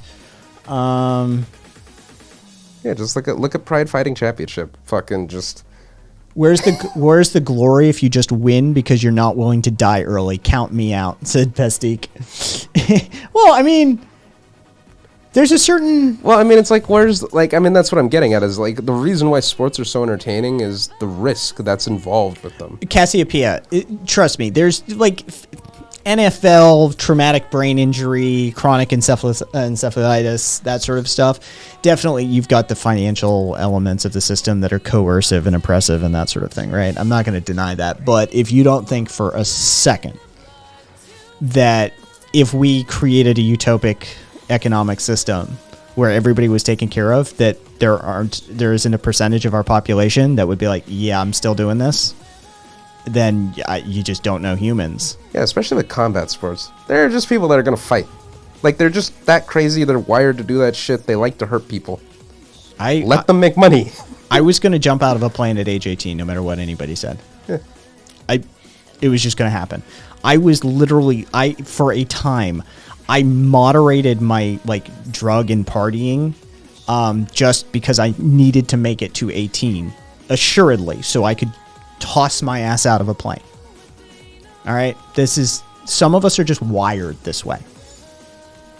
It's just the truth. It's cheating isn't impressive to me. It's a fake, unnatural version of a sport. If everyone's on steroids, it's not cheating. Everyone was on the sauce in Pride Fighting Championship. Everyone was on the sauce. It was great. Everyone loved it. Every MMA fan talks fondly of it. Aost, where do you draw the line? Are hyperbaric chambers cheating? Artificially increasing the oxygen O2 saturation levels in your blood. Completely fine for fucking. Are protein powders cheating? Yeah. Like, at what point? Where do you draw that line? Where's the competitive advantage end and the cheating begins? How about here's the one that's gonna throw him for a loop. Is training cheating? Yeah. Is access to, like, Randy Couture or something? What if I could vote? It's Extreme Couture MMA, but I'm not even saying that. I'm saying training. Full stop. If you get someone to hit like a pad or something, before a fight, that's not natural. Yeah, you had to work for that. Like, people don't naturally like hold up their hands and then get their buddies to go like, okay, here 1, here 2, here 3. Fucking, and nobody, like, that's not natural. Is having access to high quality consistent food cheating? What about carb loading before a marathon? Like, where do you draw that line? It seems arbitrary. Ayos, none of that's natural though. But humans don't naturally get up and fucking hit mitts. That's not natural. Like, again, Ayos, you have done yourself a disservice. Holy shit, you guys are dumb. Wow. Nice. Brilliant argument. That was a wonderful counter. It's such a beautiful rhetoric device that you've employed there. But again, you haven't actually answered the question. Where does cheating begin in competitive? Where does competitive advantage end and cheating begins? Yeah. Like, naturally speaking, waking up, drinking, and eating food is about as natural as it gets. Nobody grabs a bat, like, there isn't like a basketball in nature and people like naturally like dribble and shit and fucking learn to shoot that shit. That's not a thing that happens in nature. You have to, like, training that shit is unnatural. I mean, do you know what it takes to be a top tier athlete? Do you know the shit that they do? They consume the weird stuff that they do on a regular basis that most people never even see the light of day and don't have access to. None of that is normal or natural behavior patterns. It alters their physiology well beyond what a standard or typical human example would be. Is that cheating? Is LeBron James cheating? Have you seen LeBron's fucking what LeBron spends millions per year developing his body. All right? Extraordinary advantages that LeBron uses to his advantage. Right? Like, is that cheating? 14, this is deep. We're just talking about sports, dog. We're not trying to... If you think we're trying to sound like smartasses, then I don't know what to tell you, fool. Amprims use coconuts to practice bowling. Okay, true. That's based, Angie. I'm actually proud of Angie for being able to make an anarchist joke. That's a solid one. That's a good one. You did good.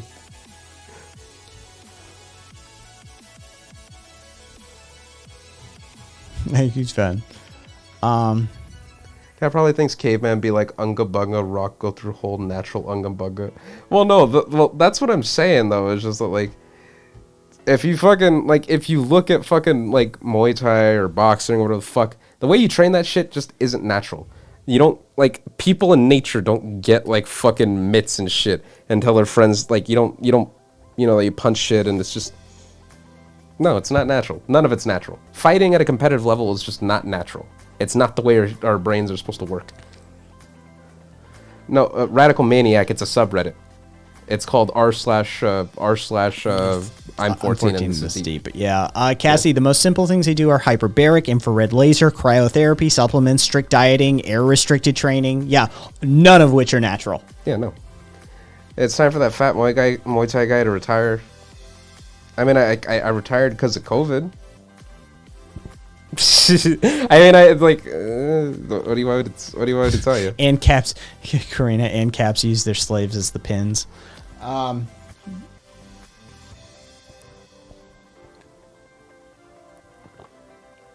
Pestique, you're gonna do it no matter what. If my level of satisfaction in doing sport comes from trying to reach for excellence, but in order to do so, I'm forced to destroy my body, I'm kind of sucks. That's the trade-off. That's just life. That's just the trade-off, Pestique. That's how it works.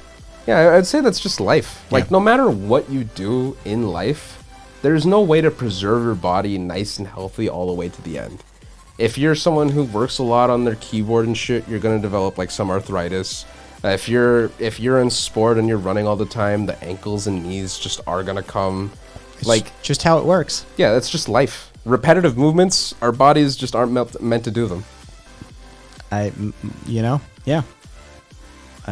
can't help you with that, man. That's the cost of excellence. That's the cost of injury and death. Well, you know what? Well, neither is a knockout. At least not immediately. Usually. It's just the way it works, man. It's just the way it works. I legitimately I fail to see the issue here. Yeah. I don't know. My thing is that, like, I've met a lot of fighters over the years. A bunch of them would have been in gangs and drugs if they never found that shit. And you could apply that to, like, literally anything. People need something somewhere where they can get better at shit, build community, and, like, just keep, vent some of their, like, more, like, base urges. If you can find activities that filter more people into that shit, I think you're doing good for society. And part of that is just sports, especially combat sports. It's just, some people are just wired for that shit. And again, like, it's just... But there's some good soft arts that DPM... Nah. They'll destroy your body over time, just in different ways. Like, yoga and shit is actually, like, really bad for your back and hips. Because, like, eventually it'll become, like, really easy to dislocate your shit. With, like, Tai Chi and all that, you built, like, since you'll, like, weaken, like, some of the shit in, like, your ankles and all that jazz. Like, it just destroys them in different ways.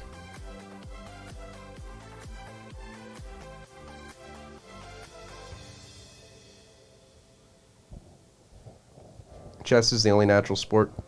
Cringe. I just go call it cringe. Blinks and hypermobile. Yeah, exactly. I've had dozens of concussions, major injuries to ankles, shins, wrist, arms, neck, spine, and various systems from playing 4 major sports for decades, including combat sports. It's just the way it Some goes. people are just gonna live that life. Yeah, it's just Let the way 'em. it works. Yeah, let them. Make sure they have good access to healthcare. If they make money for society and, filter that money back into healthcare, even better. And again, a lot of this technology is super useful outside of the sport. The fact that we figured out that high-end athletes could use hyperbaric treatments to accelerate healing processes. We use them after surgeries. Yeah. Like there's reasons to fucking pursue some of these. I'm not gonna go into it far, but XAxerth, sorry, I just butchered your name. Either way, platform versus synthesis in anarchist theory. God, more synthesis with sympathy towards platform. I don't think the platformism will be able to address a lot of the dynamic qualities that society has in and about itself. But I think that synthesis could utilize platformism as far as like the formalized information or the formalized I don't want to use ideology here, but philosophies or ideas that come with platformism would be useful to synthesis. But I do think the static nature of platformism is probably its downfall in the long term. There you go. Basically, Anyway, people think too different, and there's going to be conflicts that arise. yeah. Okay, fair enough. And I agree. Just don't kill people over them, please. Guys are stiff ideology. Sniff, sniff. Ideology. You realize, Eos, there's basically no liberals in here, right? I mean, Glazy's a liberal. Angie's liberal. And yeah, Angie's sort of in that lib territory.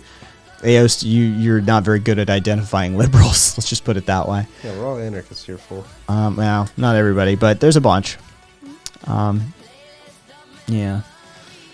Yeah, and triggered. Apparently, your definition of triggered is so loose that you literally just. Oh wow. And yet you're the one who's just been resorting to like ad homs and sort of a whole host of logical fallacies at this point. And Rickisms, shall we say. Just sitting in chat going, no, you're wrong, libtard. Which is always the mark of an excellent mind. I'm still going to call you liberal, Angie. Zaxter. Fuck. Okay. Hey, what? Cool. Who's in small screen? That is me, Catasilo, fucking famed egoist. And Caboose, I agree. Yeah. Triggered has been so overused it's lost all of its meaning. Yeah. Any slight emotion in response is triggered to these chuds. Kaiser, I'm a blanklist. I really need to read up on that fool. I love it. Keep it coming. Oh, well, in that case, Eos, I'm going to ignore you now. Cool. You don't need... I don't need to give you any extra attention. All sub people are by definition anarchists. True. So, That's how it works. Good If luck have to the you. Anyway.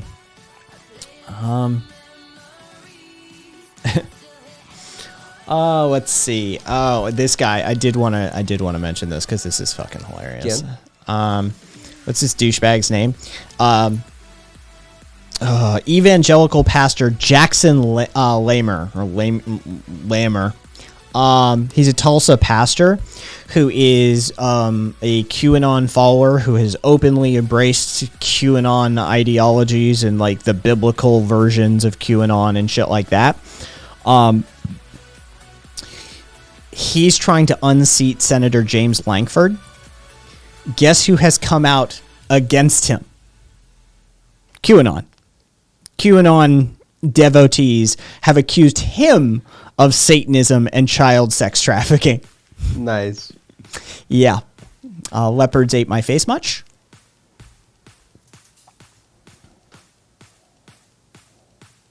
You know, I actually have noticed an interesting trend.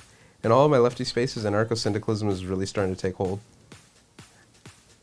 I think it's just one of the easier anarchist ideologies to bolt yourself to. It's pretty simple.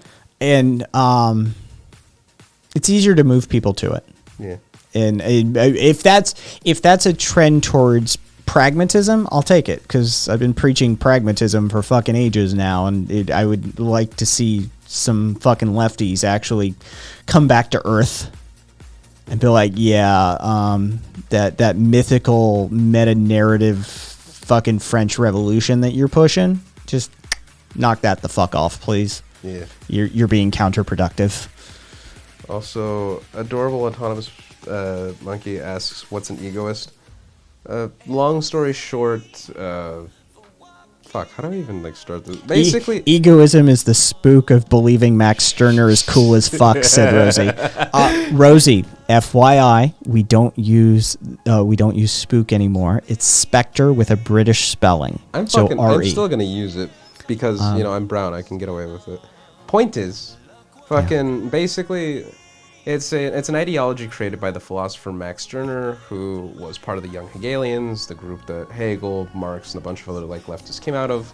Long story short, it's basically the foundation upon which individualist anarchism finds its roots.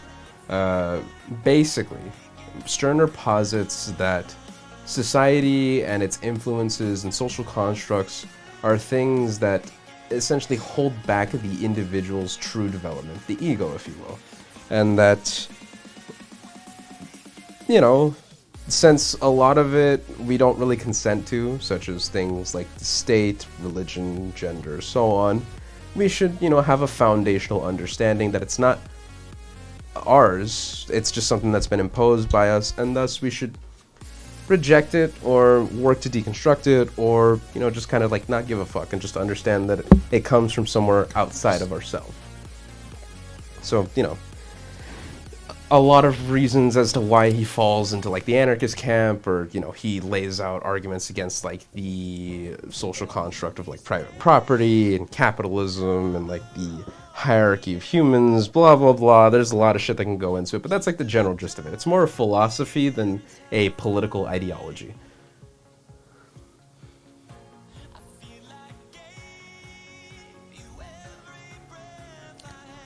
I'm just gonna give a general warning. I'm not gonna name any names, but if you're borderlining TOS and starting to issue threats to one another, I will clear fucking house. Just know that. We gotta play nice here. I think this building looks a lot like Futurama. I think this reminds me of the Planet Express building in Futurama. What you may or may not know about what we're actually looking like, what we're actually looking at, beyond that marginalized community, beyond those homeless people, beyond the unhoused, beyond that encampment, the building that you're looking at, not the tower, but the building, that's the Bill and Melinda Gates Foundation. Beyond parody. Yeah. That building holds more resources than you and I could ever even fathom.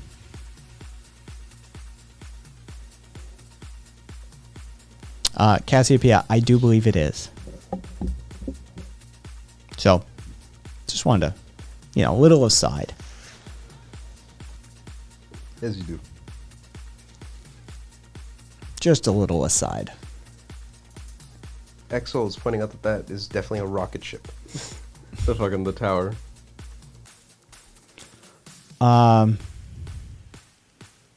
He already looks like the professor.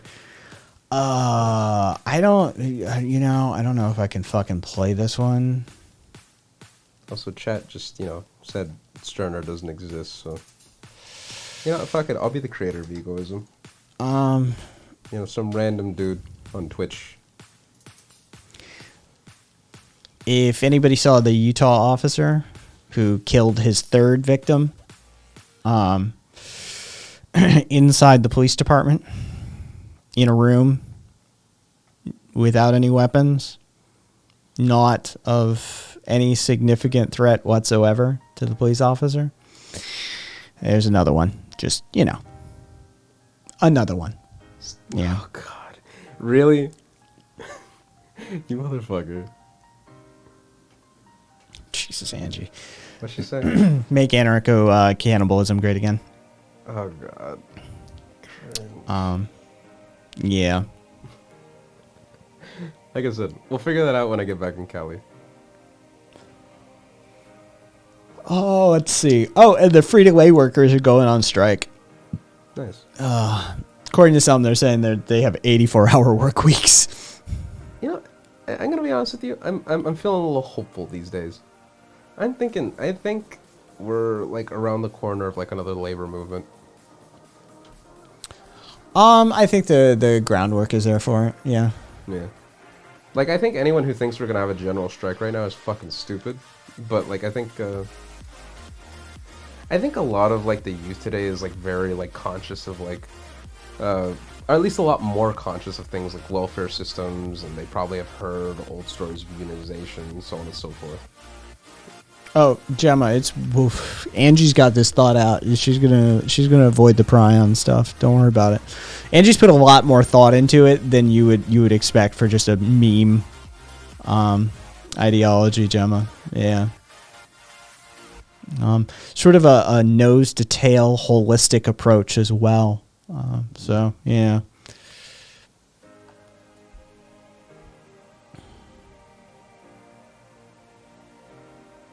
I read the argument that Stirner didn't exist and he was made up by Engels to make anarchism look bad, but I don't know about that. You know, there is actually something to that, but I forgot the exact meme. But you know that is like there's a theory basically going around that like Stirner, because the thing is that like Stirner's name wasn't actually Stirner, it was fucking, I don't fucking remember. Yeah. The point is like Stirner was like an alias, a character, like writer of sorts. It So- was Johann Caspar Schmidt. Yeah, which is cringe. I'm gonna keep using Stirner because it sounds edgier and cooler. Fucking point is, like, yeah, there is a theory that, like, Stirner, the alias, was just, like, kind of a character created by the young Hegelians. Oh God, are we really? Why don't just give him the boot? He had a good day. Well, I'm gonna wait and see. I want to see your response here. Yes, you are, Aost. We talking strikes and stuff? I made a post that it isn't people don't want to work, they just don't want to get screwed over as usual, especially when they have shitty boss. And mother got so pissy because she had taken his first day. It was pathetic. What the fuck? You sounds German, not gonna be egoist, says Viva. Yeah. Yeah. Although, Yeah, you can't trust anything those Germans say, huh, Viva? Nope. Yeah. Germania.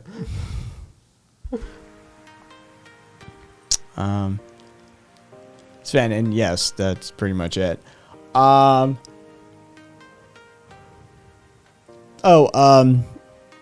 There's 12 kids in the ICU in Mississippi right now with COVID. 10 of them are on ventilators. Just FYI. Good meme. Yeah.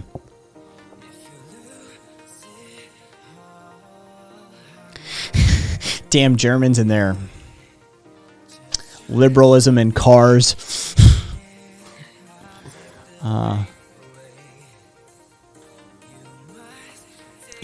Yeah. Oh, there we go. That's, yeah, well. It's because Engels drew the iconic Stirner profile cartoon that we're used to seeing. Yeah, well, yeah.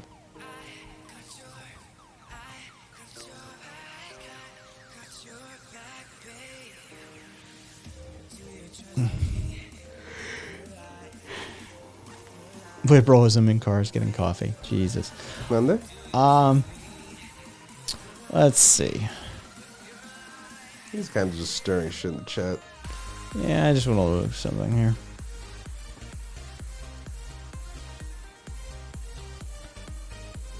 Sorry, my Russian still isn't great. Привет, comrade. You would say привет, товарищи.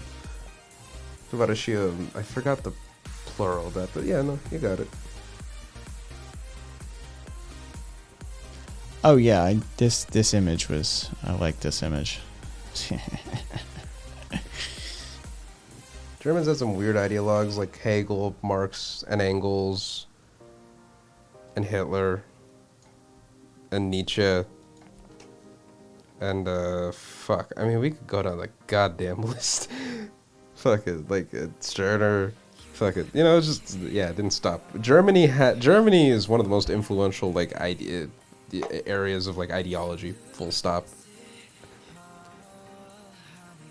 What are we looking at here? That is a Tibetan woman holding disused PSUs from crypto mining. Given that it's Tibet, how do you think they landed their hands on a bunch of disused mining PSUs? I'm guessing like discarded just by the trade. It's Chinese e-waste. Okay, Yeah. makes sense. Yeah. I'm guessing just all hauled from fucking what's it called? Like just like from warehouses and shit. Yeah, because China's cracking down on their mining. Yeah. And yeah, holding them like a bundle of flowers. It's very, very dystopic. I dig it. You're dumb fuck because Hitler was Austrian.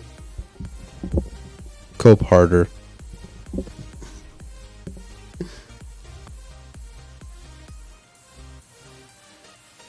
Basically, they're not recycling. It's just dumping waste into a, what do you want to call it? Underdeveloped, developing, third world. I mean, none of these terms are the proper one we should be using, but I like developing. it's just toxic waste by and large. Yeah. I wonder what leftist crypto enthusiasts think of China banning mining. Who the fuck knows? All I know is it needed to go away anyway. Yeah. Yeah, Pesty. Just using other countries as garbage bins. Yep. Pretty much. Straight That's up. what we've done historically. Start exporting your shit. In this case, literally. Let's see. Oh yeah, the Biden administration is going to end $90 billion worth of tax breaks for gas companies. Based. That is 90 off of the 600 billion we give them. Still based. It's a start. I'll take it. I mean, it's got to start. The conversation has to start somewhere. Yeah. See. Here's my working theory is that I think Biden is setting the foundation for like a much more progressive presidency in the future, because he's not doing enough, and people can see the legislative power that like, you know, people like Biden have. I think the push for a more progressive candidate's only around the corner. Carpe, it's 15%. Just FYI. 15%. Yeah, that's a really statistically significant portion. Yeah. I mean, 5 is a statistically significant. Oh, here, let's trigger some folks. What we got? This will be fun. A team from NASA and NOAA found that the Earth's energy imbalance doubled between 2005 and 2019. So it's pretty simple, but to understand, but complex in its cause and impact. But all it basically means is the Earth's overall climatological system is gaining energy, causing it to heat up, and it is retaining heat now twice as fast as it did 15 years prior. God damn. Well, that explains the temperatures. Yeah. Basically, the long and short of it is we're sort of seeing, like, right now what's happening is 1980 is sort of how you look at it. Yep. So what you're experiencing at this moment is the result, long-term ramifications of what was happening in approximately in and around 1980. God damn. So, you know, you have that to look forward to. Fun times. Yeah. multiple sensing platforms, multiple satellite arrays, multiple data analysis modalities. But there's a whole host of. I love good climate news, says Cassiopeia. Yeah. Did you see Greta roasting world leaders at the Austrian summit? No. You want to show it? I mean, she kind of annoys me, but I'll pull it up. Well, I do consider Biden to be Reagan's 11th term. What summit? The Austrian summit.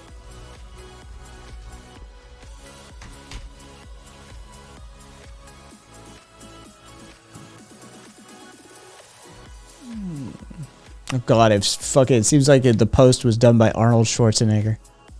I'm not kidding you. Good memes. Yeah, the most viewed one is by Arnie. I'm eager to go now to those younger voices you just mentioned. We've heard from leaders about their goals and their aims. I'd like to now Cupcake. come No to idea an why. activist who I just has do. sparked a worldwide change. I've never in put much thought into consciousness. it. Some people She just was annoy me, with some people us don't. Here live at Her. the She annoys me. Austrian World I don't know why. Summit. 2 years ago, she had a Mark very Cuban annoys me. stark message Don't know why. for us then, saying Just- we've done enough traveling, we've done enough. It's just one of those talking. things. It is time to act. That's fair. Greta Thunberg, thank There you go. so much for being There's with just- us you know. once again. What's your message for us this year? Wait, does that mean the Thank you for incline in having heat me. will be in proportion to the pollution of the Tomorrow, era 40 years ago? 150 weeks As will Karina? have passed Uh, since pot- the restart potentially, of the yeah. school strike for the climate. Yeah, so 40 years from now, And this during place this is time, fucked. more and more people Well, around the not world this place. have Places woken like up to China the and shit climate are and fucked. ecological But, you know, crisis, putting more and more pressure Yeah. on you, the people in power. Eventually, the public pressure was too much, and you had the world's eyes on you. So you started to act. Not acting as in taking climate action, but acting as in role-playing. Playing politics, playing with words, and playing with our future.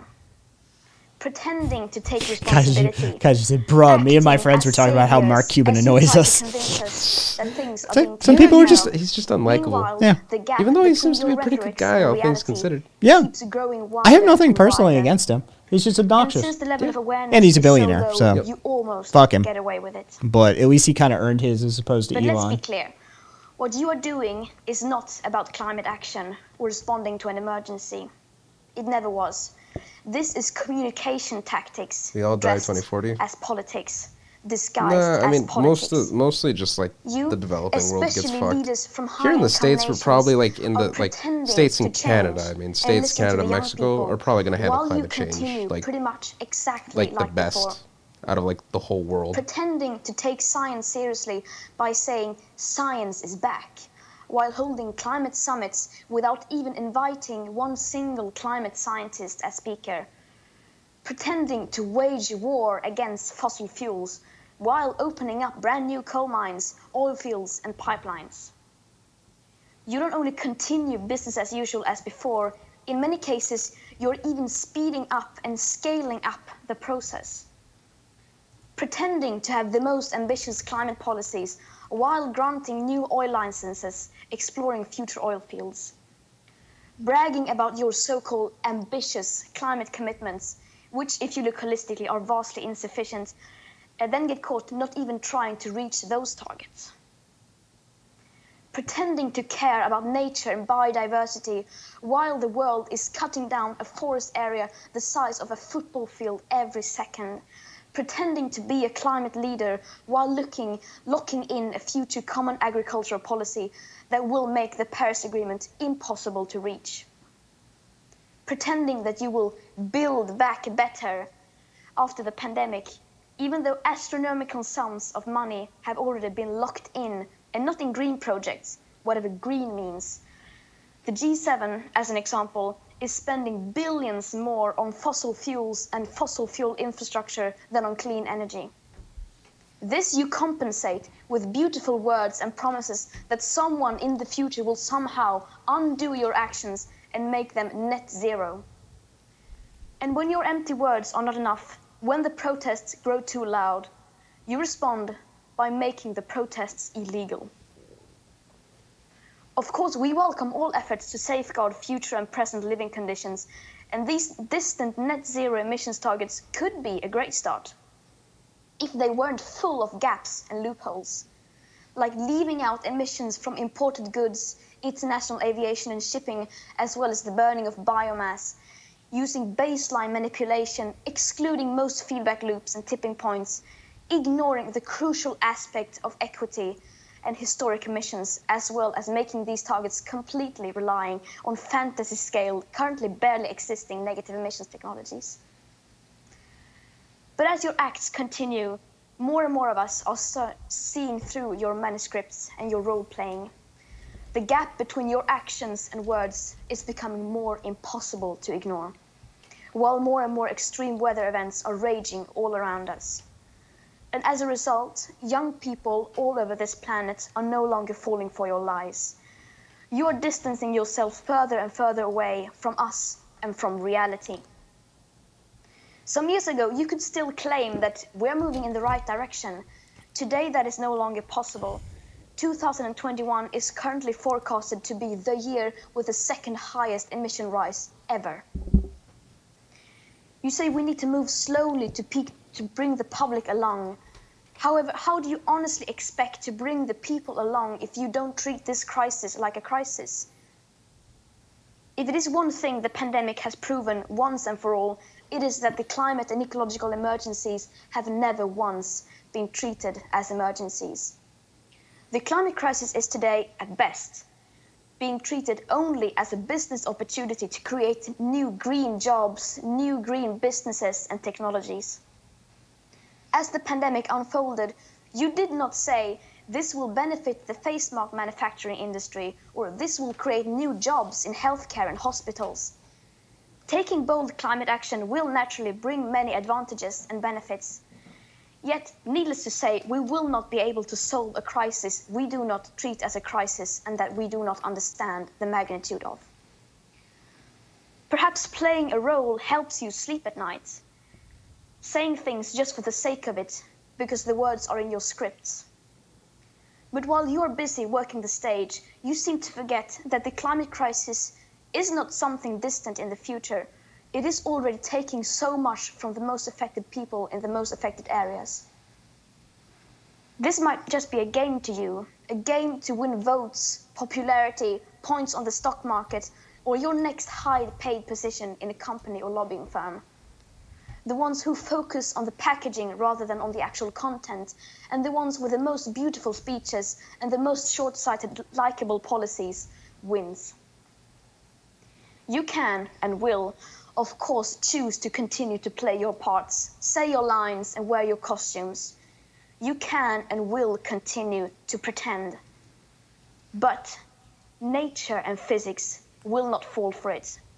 Nature and physics are not entertained nor distracted by your theater. The audience has grown wary. The show is over. Thank you.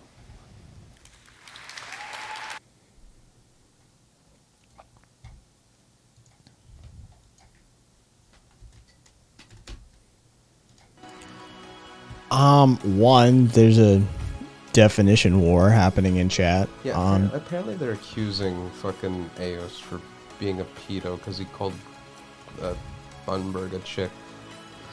It just FYI, since the 14th century, chick has been used to mean a human offspring, person of tender years. Just FYI. I think it's stupid. I just like if that's the line the chat draws at, I can't. I don't really care. Like, I just wanted to interject an etymological context to whatever the fuck y'all are talking about. I don't know who's on what side of what, but okay. So, Eos calls Greta Thunberg a chick. Chat then accuses him of being a pedophile. I mean, it just spirals from there. Right. Hang on. She's not. She's like, fuck, isn't she like 17? I don't know what she is. She's 18. Okay. She's legal. I mean, she's barely legal, but she's legal. Legal.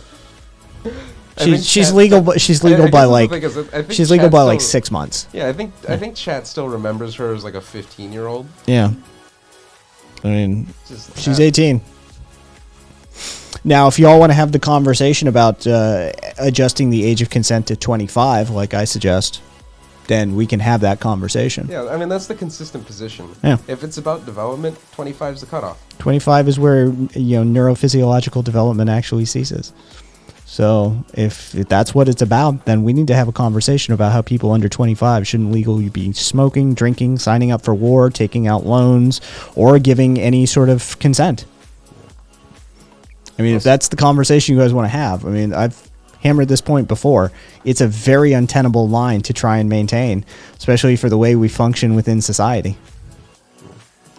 But Svenska Mannen, you asked earlier what I meant by Europe's going to handle it worse.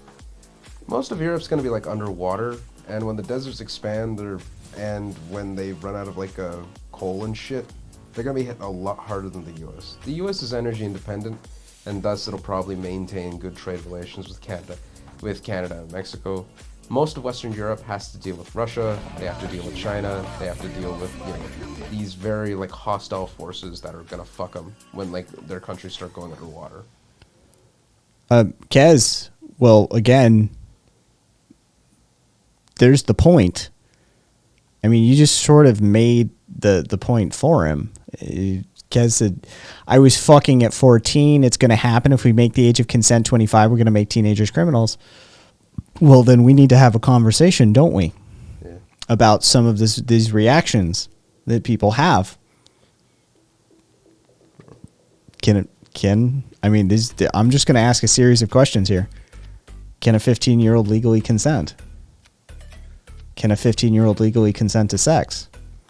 Can a 15-year-old legally consent to sex with an adult? Can a 15-year-old legally consent to sex with an adult of advanced age? See, here's the thing is that... You answer them for yourself. Yeah.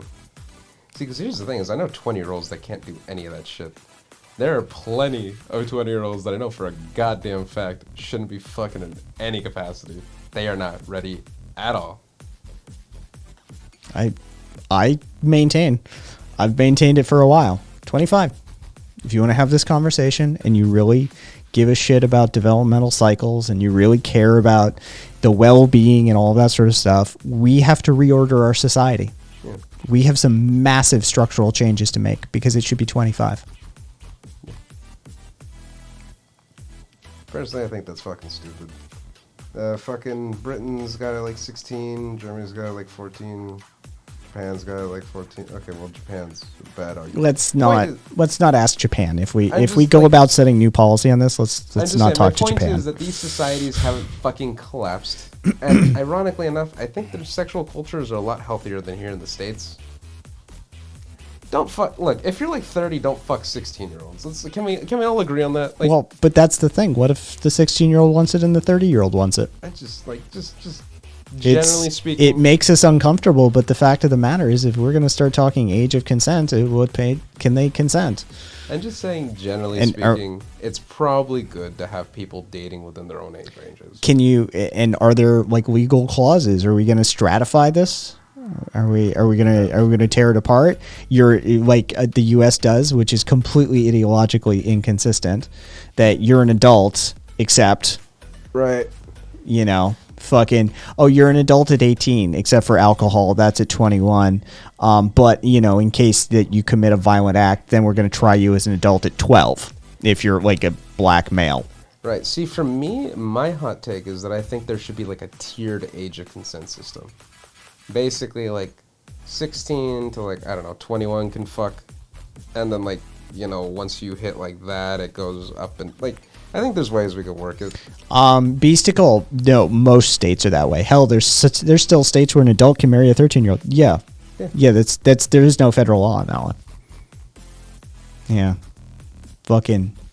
So I'm comfortable. In Germany, 14 is a court case. Okay, Viva, my bad. Point is, Germany's not fucking burning to the ground because 15 age of consent. Just not. I just find that it makes people really uncomfortable. I think it's fine to feel uncomfortable about that shit because power imbalances and all that jazz. Oh, but I mean that's kind of the whole point of the conversation, isn't it? Is that like what makes an 18? What about these arbitrary numbers that we've chosen makes them a thing? right? Arguably, driving a car is one of the most adult things that a person can do. Yeah, it's a moving death box. Yeah. 2.5 tons and shit like that. Even a ton of steel flying down the freeway at 75 and 85 miles an hour at age 16, where you still haven't even fully developed the concept of consequences yet at that age, right? Like, why is that a thing? Yeah. Fucking, I mean, that's the point, is like, they're arbitrary numbers, just, you know. I think, generally speaking, what we should strive for is avoiding power imbalances, making sure people are informed, people aren't coerced, all that shit. I think building a healthy sexual culture will probably do way more for, like, society than focusing on the numbers, so to speak. I think we just drive everything up to 25 and call it a day. I mean, there's that too. Nobody's it's hard to argue with. Nobody's going to want to, nobody's going to want to actually have the nuanced conversation. So let's just put it at 25. No military service. We're just going to lose all the 18-year-olds, which are prime fighting age, by the way. We're just going to lose all of them. How about, so no driving until 25? Supervised, maybe staggered. Yeah. Okay. But full license at 25. Yeah. So does that mean we can be on our parents' insurance plan until 25? Sure, why not? I'll take it. Yeah. It's gonna suck not being able to drink or or No smoke loans, anymore, no military service, no alcohol, no tobacco, no recreational drugs, no consenting to sex. Yeah. You just, everything under 25 is now a child. I want to see you take that into a debate, because I know you'd win that. I just wonder how many lefties would be uncomfortable with it. Yeah, pooped my pants off. No, nothing. Exactly. How about body modification surgeries? 18 or 25? 25, Angie. Across the board. 25. Tattoos, piercings, or anything more extreme, even. Yes. 18 prime fighting age. Could you call it military prime? Yes. Your body is at its physical prime at like 25. It curves up until about like 23, and then from there it's just, you get stronger, but like your actual athleticism declines, and it's basically just a matter of like building more like technique and shit to compensate.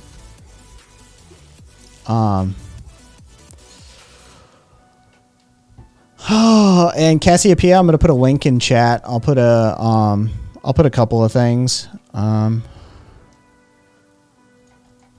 I'll put one NIH and one more colloquial.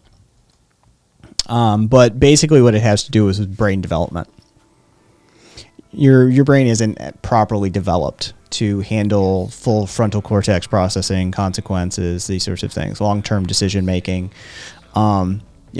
Until 25, possibly up to 30. But 25 is the general consensus. So that's how I arrive at 25. It's it's just that consistent. If it's purely about like biological like age clocks or whatever, 25. Gemma, you missed the entire point, didn't you? I'm not trying to pick on you here. I'm not here for that definition. It's punitive for trans kids, and I would like that not to be an idea people fight for. Gemma, do you understand what I'm trying to do here?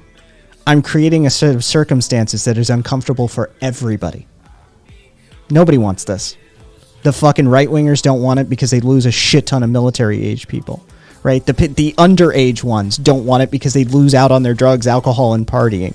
The fucking is like I'm creating a set of circumstances here that is untenable for our societal structure. Yeah, the only people it protects are the children. Yeah, that's it. That's literally the only circumstances that it's you could argue for, is that it potentially protects some children. But I'm purposefully creating an untenable situation by setting the age at the actual number it probably should be set at, which it just demonstrates how nuanced of a conversation this actually is.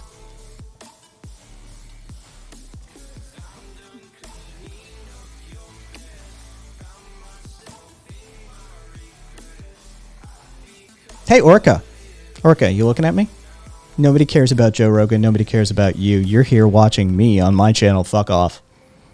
What's going on with Joe Rogan? Joe Rogan already talked about this. Chill. This is nothing new.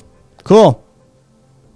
Joe Rogan's talked about like literally everything. Joe Rogan's been on the fucking air since like 1924. Yeah, that doesn't mean people can't like podcast. Okay, pink fingertips. Yes. Oh, Orca. Have you seen Orca?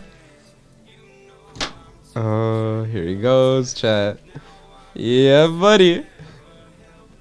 Like how you have to always hold down the front. Oh, I gotta hold down both sides. Yeah, so you got a little bit. You got a little bit there. A little. Yeah. You know. I'm wearing a skirt too, Orca. Oh no. Whatever will I do? My masculinity is so fragile that your critique of my fingernail polish and potentially my clothing choices would destroy me. Oh no. This is the look of someone who really doesn't give a fuck about you. I don't care. Nothing you say will ever hurt me, will ever matter to me, or will really affect me in any way, shape, or form. What you're feeling now, that's impotence. Yeah, buddy. It's an inability to affect anything. Get used to it. Anyway. Pinky out.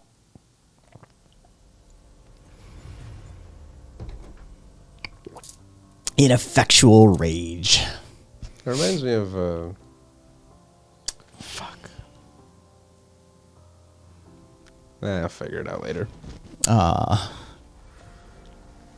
Yes. Yeah, I gotta hold the skirt down for sure. Yeah, that was the first thing I fucking told Kat when we came back. I'm like, I'm gonna do my best not to flash you, but I had to ditch the underwear. I wore it in public. All right, I fucking there were stairs and multiple levels. I'm like, I need fucking underwear for this experience. You can't be free balling it like or fucking in that sort of environment. I wore fucking boxer briefs out just to fucking cover everything. But when I got back, I was like, dude, this is defeating the purpose of the skirt. Right.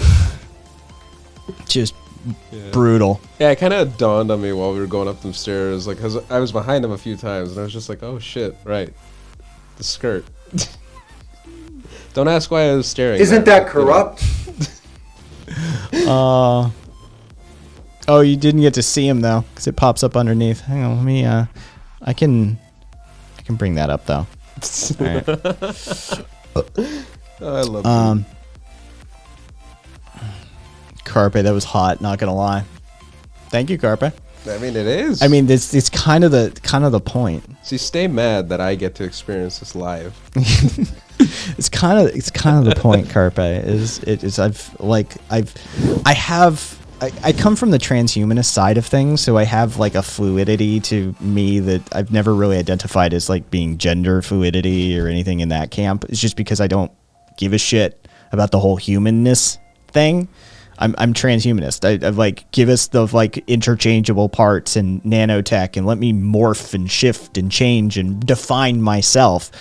But when I found out that the chuds really fucking don't like this shit, the fingernail polish, and I reclaimed the skirt and shit like that, is like, yeah, when I learned that it really does bother them, it's like, all right, fine, like I'll just lead into that fluidity.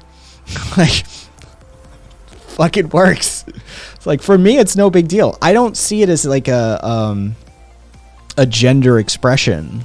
Like I just don't like I don't understand how a piece of clothing or like some nail polish or even like mannerisms and ways of thinking, I see it as just human. And I don't ascribe much to it beyond that. Like it's just how I think about it. But like I said, I'm coming at it from a different angle of transhumanist. I just don't give a shit about it. If I want to act feminine, I'll act feminine. If I want to adopt feminine expressions as a portion of my identity, I'll do it. And fucking, I don't see how that makes me any more or less of anything, quite frankly. Especially given the fact that, again, most of the baddest ass men in the history of this planet, who were like the scary ones that you had to worry about, like raping and pillaging your village and putting a sword through your chest, were rocking skirts at the time. They're also steady fucking dudes. Yeah. So, you know, I don't see a whole lot of conflict. Unelectable, thank you for the raid. Hello. Also, somebody asked what this is, guy behind me. Oh, it's just a tapestry. There's a few of them. I've shown them before. I mean, hold on. Let's see if we can. We can do this. No, fuck it. I'll get up to this. I stretch my legs. Oh, fuck. He knelt down right in front of me. He was trying to get an upskirt shot. I fucking saw it. I'm exposed, chat. This is how this is how this works.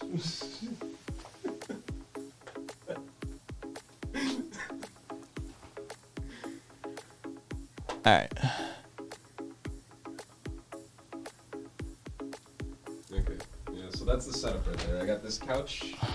Isn't that corrupt? My phone's right here for fucking keeping track of chat. Okay. I don't know if they could even hear any of that. It occurred to me.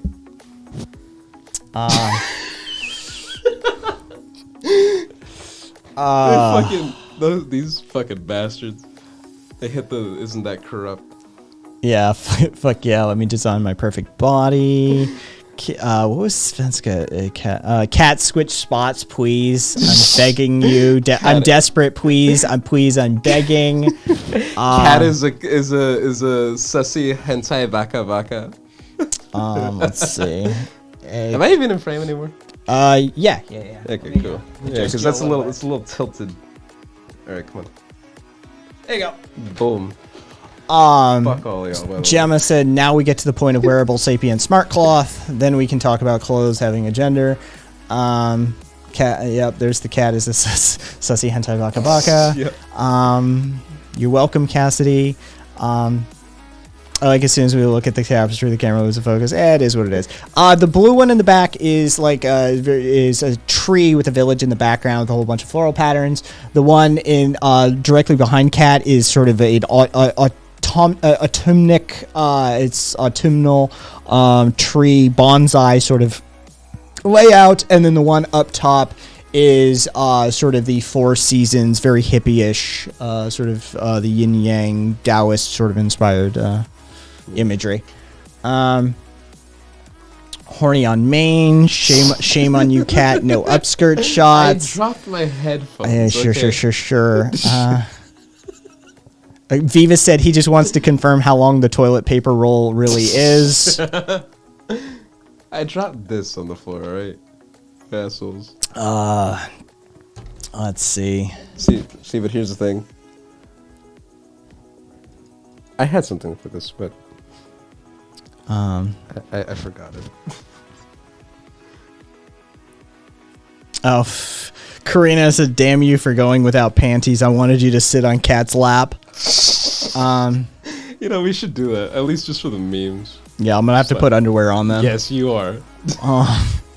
Fucking Kai, everything you said is incredibly gay, and I'm here for it. Yeah.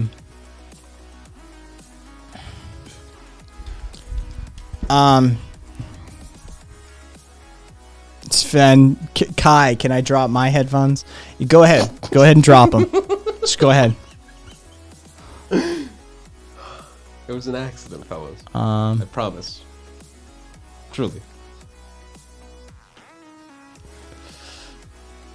Oh god. Angie said, "Oh, the old I dropped my headphones excuse must be the new I had to tie my shoes reason for the upskirt peak." Whoops. They're right here.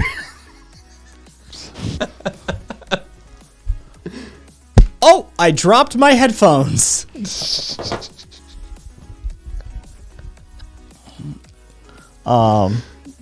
Yes.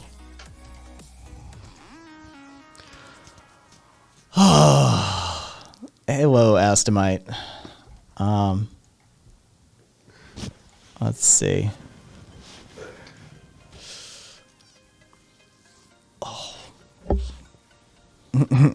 Oh no, Kai, you're destroying Cat. Yeah, you're stuck with this now. Cat'll survive. Yes, I would hope that I could survive that.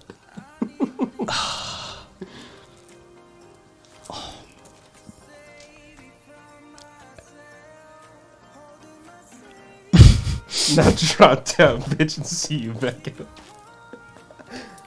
I'll back it up for Kai. Amorous, the stream has been raided by the horny police, and everyone should go to horny jail. Yeah, they're on my Bonk. ass right now. Make sure you don't have any small mirrors laying around the cat can put on his shoe. No, Viva. No. There are not any small mirrors, none that I can see at least. Abolish horny jail. Then just Zippy. Do we get to wear the handcuffs? Ooh. All right, hang on.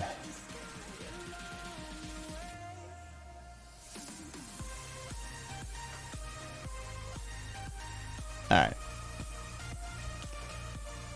Of course. Of course, Amorous.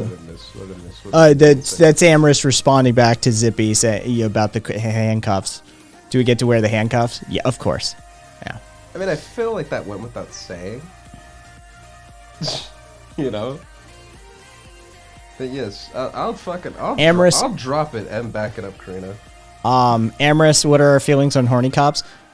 Unironically Abolish all horny they're police. kind of cringe. Yeah. Unironically, it's kind of weird how they're all lefties too. All horny cops are bastards. Yeah, all cops are bastards. That goes for the horny police. Jesus. What? So, if you do bend down to pick up your headphones, does that mean Cat has to make a choice of whether to Jimmy Dore or not Jimmy Dore? Yeah, that's about the logistics there. Gemma. Small If you were on Reddit, I'd give you an angry upvote. That's what we call that. I'd give you an angry upvote. You do not deserve this, but you deserve it. Like, I have to give you the upvote, but, like, I'm not happy about it. Oh, that was good.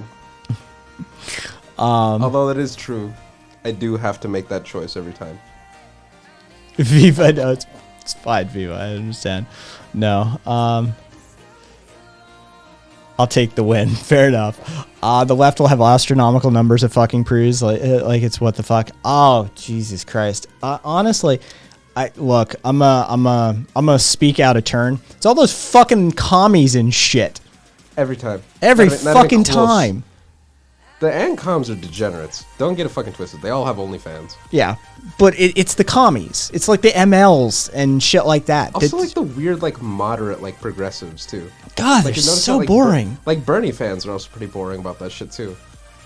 Yeah, Like yeah. the one chick that they got like horny posted to like fame was like a very like a vanilla looking like just chick. Didn't really even do much. She was kind of cute. They're just Western degeneracy. Yeah. Ugh. Yeah. No, really. Sockdens and MLs, they seem really like weird about like sexuality. Yeah, they're like they get along really well with like Christian conservatives and shit like that. As far as like discussing sexuality, it's like Jesus Christ, guys. I mean, I just want to tell them like do a fucking line and go to a bathhouse. Like just get it out of your system. Seriously. Like you've got some shit pent up and you need to let it out. Someone gifted me an infrared sub. Look at all my free emotes. Oh my fucking god. Okay, I'm about to ban a mod. We got a spy. We got a spy in our midst chat. You know he's fucking huge now? Like he's got like several hundred viewers on Twitch, like consistently. Yeah. Oh, I've maintained it's a fucking car wreck. Although it's weird as fuck. He's got so many viewers, but his chat's like not nearly as active as you'd think. No, I'm telling you, it's a car wreck. It's just people tuning in every fucking stream, waiting. Just wait. Like Just they're all just waiting. they're recording VODs and shit, just documenting his insanity.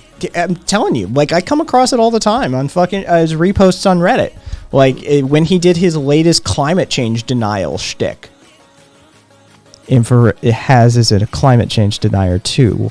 Just so you know. Which is hilarious. Yes. Because you could spin that so easily as imperialism against these socialist states. Oh well, you see, the climate change is that's the Western that's the CIA propaganda, is the climate change itself.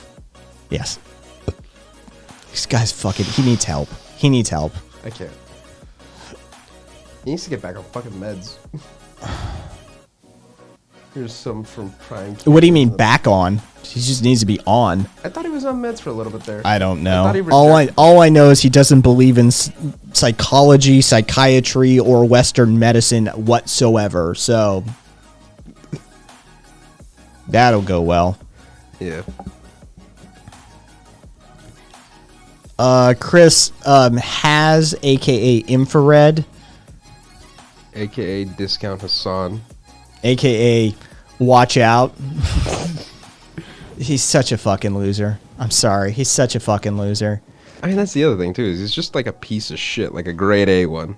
That video of him walking down some street telling random people that he owned Destiny 3 times. It's like, you just imagine walking down a random fucking street. Nobody knows this shit. Nobody who knows who the fuck Destiny is. Nobody the fuck knows who Has is. And he's walking down a fucking street. I fucking owned Destiny 3 times in a debate. Who are you? What is a Destiny? What? Why are you telling us this? And he recorded himself doing this and uploaded it. Just, ugh. Thank God. I've let my playlist on YouTube go, and apparently Mike from PA is a train wreck for people too. I was like, how did I get here? Sir, do you need to see an astrologer? Cyber psychosis. See, something psychosis. But yeah, I don't know. A lot of these people on Twitch are fucking straight train wrecks too. I'm still not sure who Destiny is. He's like a sockdom, like liberal type. Memes is a little edgy. And yes, obligatory. You are correct, Viva. Fuck Mike. It's the obligatory fuck Mike. Fuck that guy. Yeah, Mike from PA is a piece of shit. Yeah. Yeah, F milk from PA is his carpet. Yeah. Yeah, fuck that guy. Yeah, I feel like the way I feel about Mike is the same way I feel about like people like Bad Bunny. And these days I'm actually starting to feel about the Surfs too. Like just not a good look. I've just coated my stomach with meat and deadly nightshades. Time for me to take my meds. Chad, if you have meds you should be taking about now, don't forget. Let's see. You got anything? I don't think Gemma means those kind of meds. Less recreational and more medical. Yeah, like actual meds. That's what I'm saying. You got any? Not for this day. Okay. Yeah, mine would be Wednesday into Thursday. I got like a run. It's about my meds. I haven't worked out today.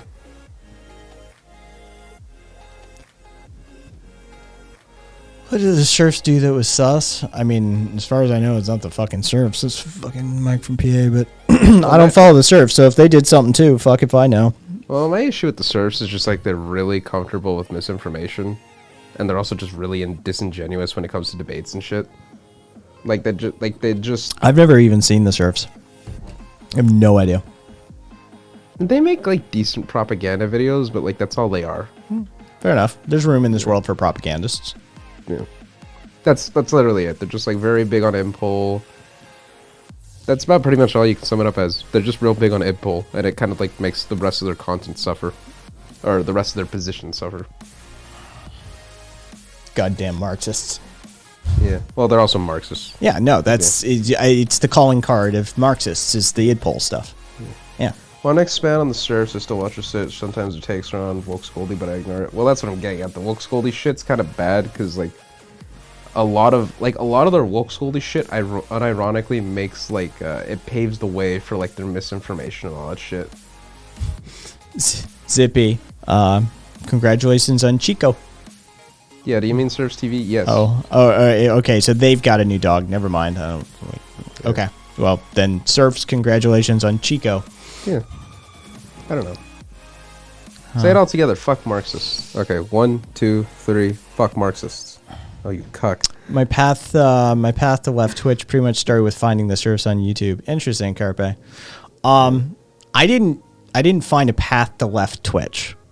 As a technologist, I'm already aware of Twitch, and I found a path to Twitch. Everything else is incidental. I don't even count myself amongst any cliques on Twitch because I refuse to play that game. And so, you know, I won't do panels. I won't fucking, you know, kowtow to these people's crazy fucking opinions half the time. If they want to engage, we can engage in my space. Oh, Jesus. Oh, Jesus. What's going on? Capitalism is liberty. Oh, he's back? Yeah. Cool. Pretty sure a lot of communists watch their channel, but they're too afraid to stick up. Haha. You know, I'm actually willing to buy that. There's a bunch of ANCOMs. Well, no, like communists. Speak up. I'm probably going to shit on you, but speak up. Yes. Let us have the dialogue. Abortion is liberty, says Carpe. Our plaything is back.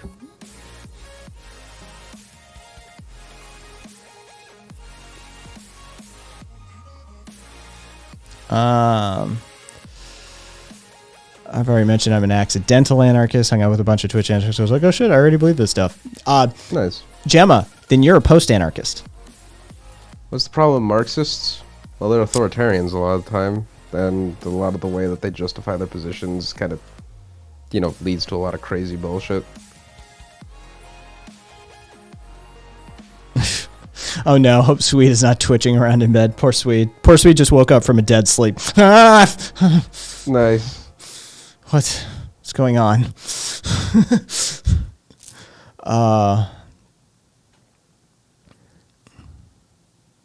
Yeah, and Gemma, Saul Newman, if you want to read more about that.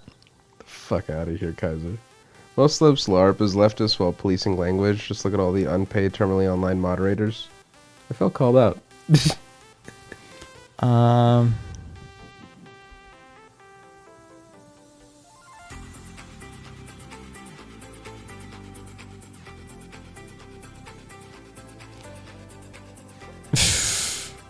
Yeah, Gemma, for you. What do we do? Just making post office jokes and, oh, I've never been mailed anywhere and I never worked for the post office. Oh, I just heard it. Yeah. Okay, there's a delay on my stream pretty bad. Wait, yeah. Yeah. Yeah. And bows. I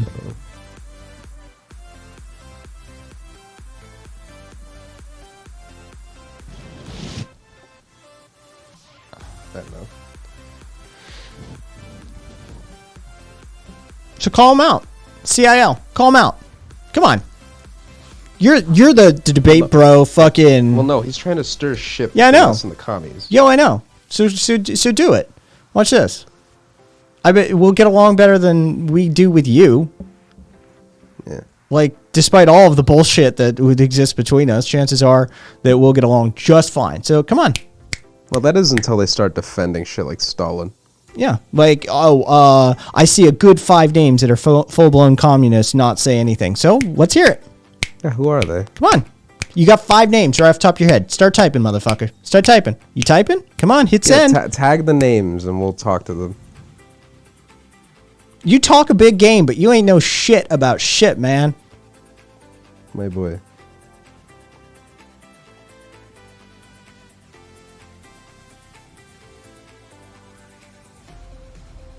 Yeah, shitting on Marxists, not commies. No, we'll shit on Marxists and commies.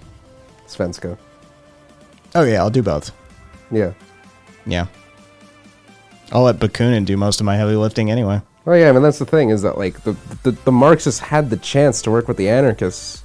The minute the anarchists raised concern about authoritarianism, they were kicked from the International. Mm-hmm. Marxists made their bed. They've already chosen. They've already realized that like anarchists can never truly be their allies. I'm John. I'm fine with ANCOMs. ANCOMs are a different breed. I've They're a little weird, but yeah. I've made the argument that the only way you're getting to communism is through anarchism. Yeah. That's the only way you're going to achieve it. Yeah. You want a classless, stateless society. You can't use a state and classes to do it. It's like, I'm going to try and heal this bullet wound with more bullets. It's not how things work. It's just not the nature of existence. It's sort of a fundamental problem. If you want communism, you got to get to it through anarchism. So ANCOMs I have no problem with. They get the idea. They understand it. They grasp it. It's the full-blown like MLMs, fucking Trotskyists, God help us Hoxyists, and fucking fourth political theorists and shit like that. Third position. I'd actually bite the bullet and say that a lot of third positionists are also or at least Marxist in nature.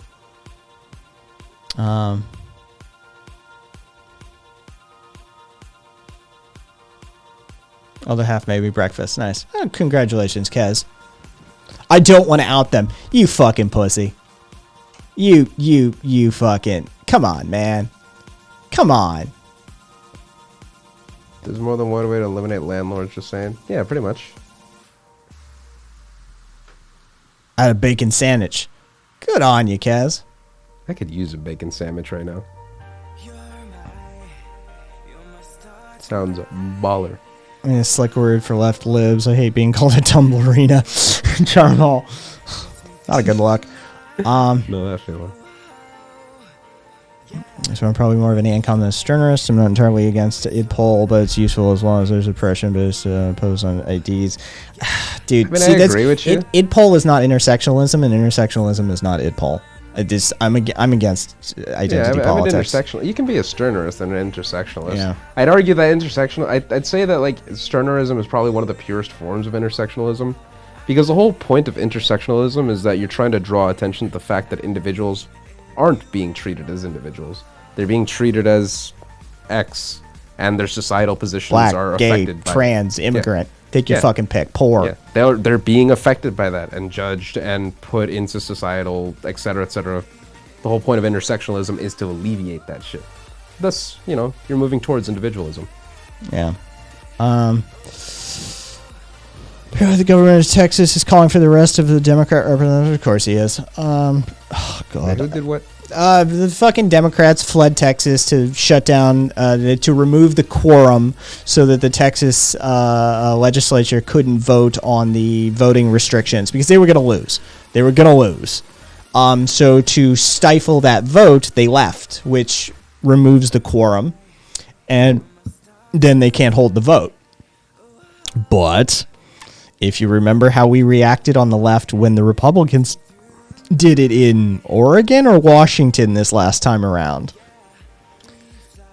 this is very much a sort of have your cake and eat it too scenario. Yep. Unless you're willing to embrace Machiavellianism, like I've been telling the left they need to do.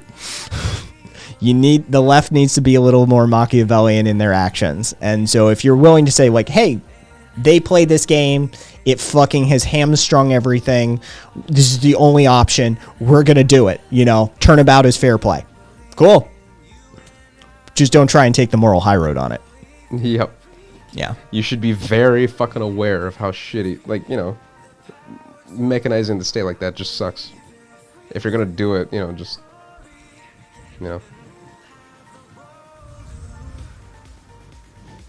Out McConnell. Carpe. Yeah, Yep. basically. Yeah.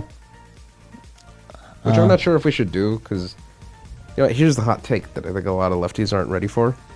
I think the strength of American institutions is what prevents the worst of the worst from actually occurring.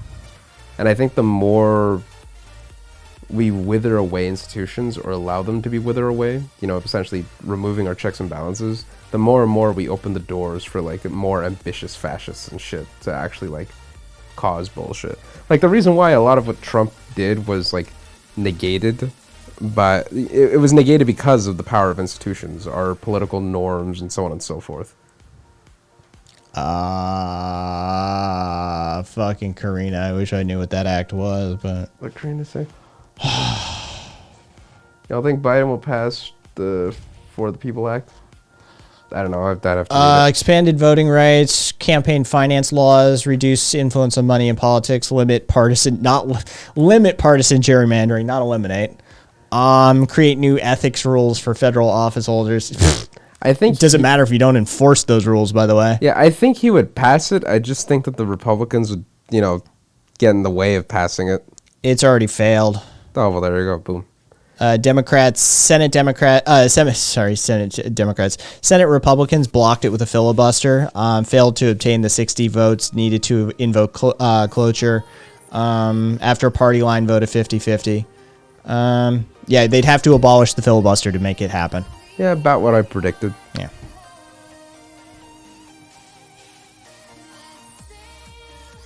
That's what I'm getting at is,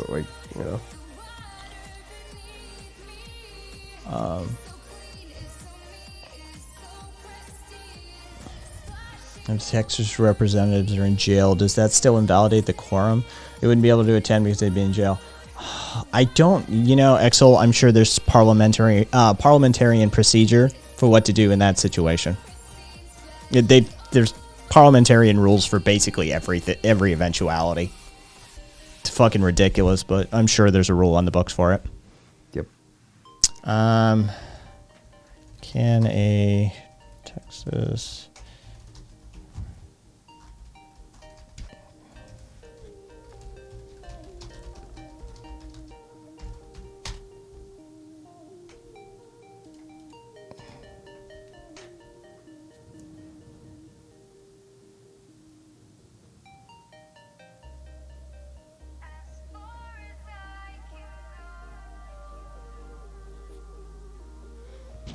God, I think they might be able to.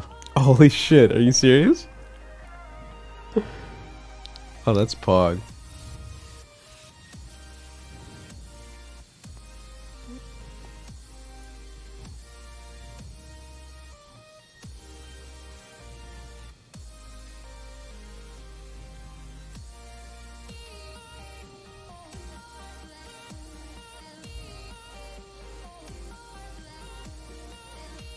Citizen of the United States, qualified elector of the state, must be 21 years of age, must be a resident of the state for 2 years immediately preceding election. For 1 year immediately preceding election, must have been a resident of the district. Oh God, I think they may actually be able to.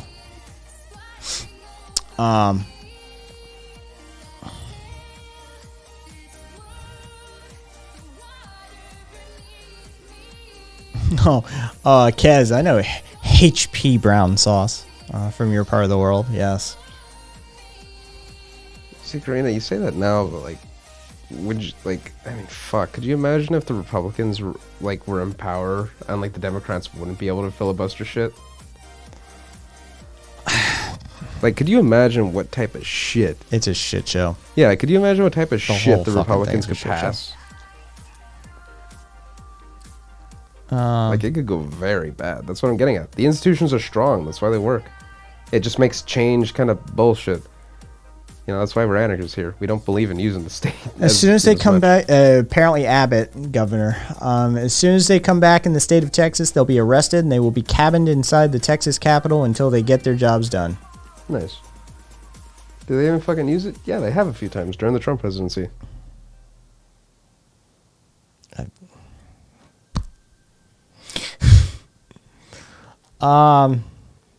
Let's see. It's gonna send Walker Texas Ranger after them. Nice. This. Oh, nice. I love this one. Yeah, I love this one. You reap what you fucking sow. Yeah, I fucking love this one. For those of you, I have a headline over here. A fucking picture of a headline. I was screen peeking, as the gamers would say. Caitlyn Jenner being called Bruce and chased out of CPAC Dallas. Afterwards, one CPAC attendee refers to Caitlyn as tranny multiple times. Attendee, speaker, Yeah, she was on stage. Yeah, she was a speaker. Yeah. Hey, weirdest Caitlyn, shit. how's that working for you? Yeah, did they accept you? How's that going? Are you one of them? Are you on team now? fucking sellout cunt. I mean, she was. It's so weird, trans but anti-gay. Like, how do you cross that bridge? She can go fuck herself. I don't get it.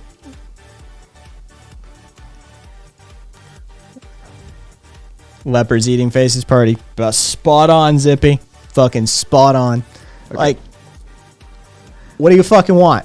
Okay, but it seems like every act is busted by the Republicans. Yes, that's why it's very important to draw the difference between the Democrats and the Republicans. They're not the fucking same.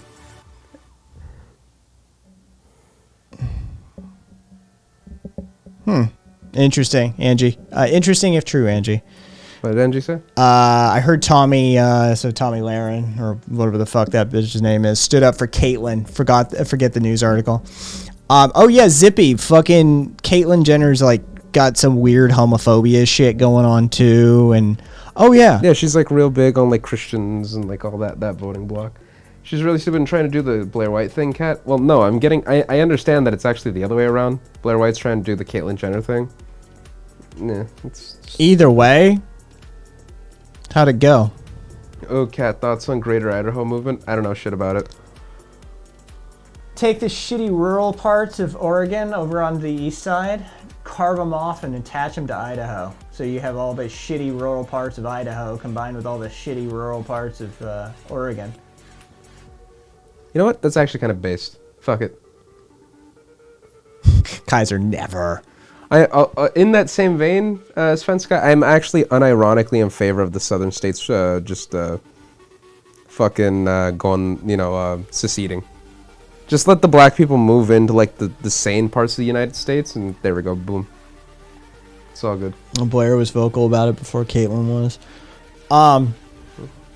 Here's the difference. You want to know the difference? Blair's actually accepted more than Caitlyn is. Oh no, shit. And we know why. Mm-hmm. We know exactly why. I think she's got 2 reasons. 3. I think it's hilarious. I really do. She's got 3 reasons. Yeah, I think it's fucking hilarious. And I know it pisses the trans community off, dude. I know Blair gets under the trans community skin like nothing other.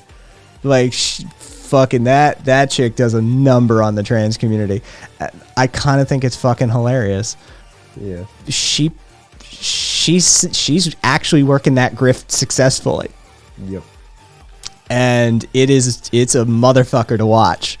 But man, is it interesting if you're just like a student of the grift. Holy fuck balls. She working it. Well, I'm just gonna lay it out there, frank, Zippy. It's because she's fucking gorgeous. Like there's just no way around it. She's like super fuckable to like the average like Kez, she's hot and better at the grift. Yeah, she's just like super fuckable in comparison to like Caitlyn.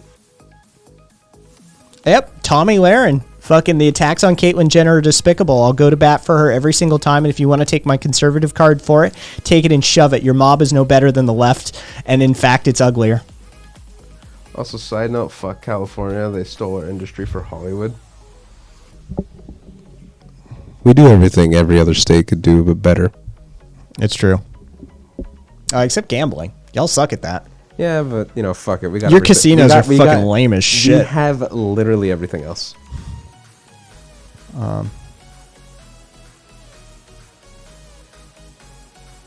Honestly, Blair White doesn't even register on my radar. No interest whatsoever. Haven't seen anything from her for years. She's kind of moved more towards like the normie content, weirdly enough. But that's the arc. She mainstreamed it. Yeah. She fucking mainstreamed that shit. She made it. Yeah, last I saw she was in a music video. Like she was fucking shaking her ass in some dude's music video. Wait, she's shaking her ass now? I remember the Tom McDonald thing, but that's like a political thing. No, she was in some like hip hop fucking video recently. Like, yeah, she's straight up like shaking that ass in hip hop videos and shit now. Please tell me that they knew she's trans. She passes, man. I don't know. I don't know. I would have to assume yes, but well, that's what I'm saying, dude. I don't know. I mean, Diversifying is smart. Yep, it is. No, I mean she. I mean that's the thing is like she could go on like a legit modeling career tomorrow. It's just there's too much bullshit attached with the name.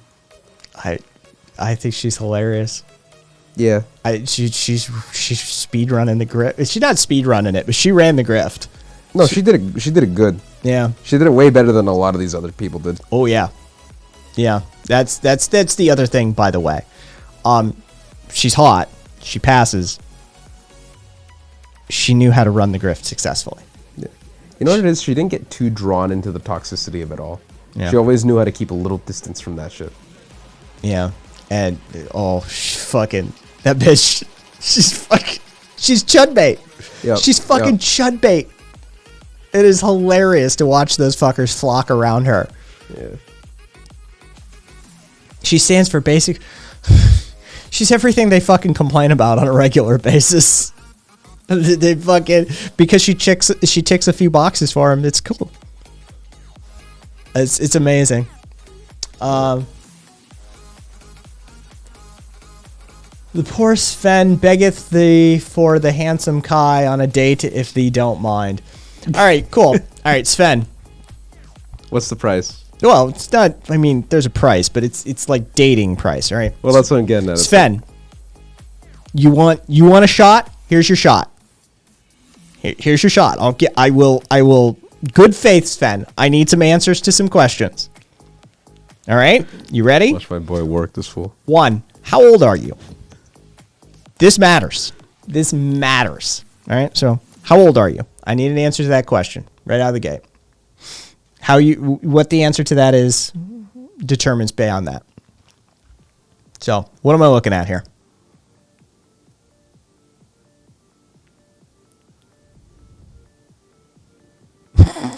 Zippy. 20. You're easy. 20. Okay. 14. I think the rule is that you at least need to be able to drink at minimum. Well, here's the issue, Sven. You have seen nothing of the world. So the conversation is going to be a bit one-sided. So then that begs the question. All right, I need to contextualize your 20. How many states of the United States plus how many countries have you been to?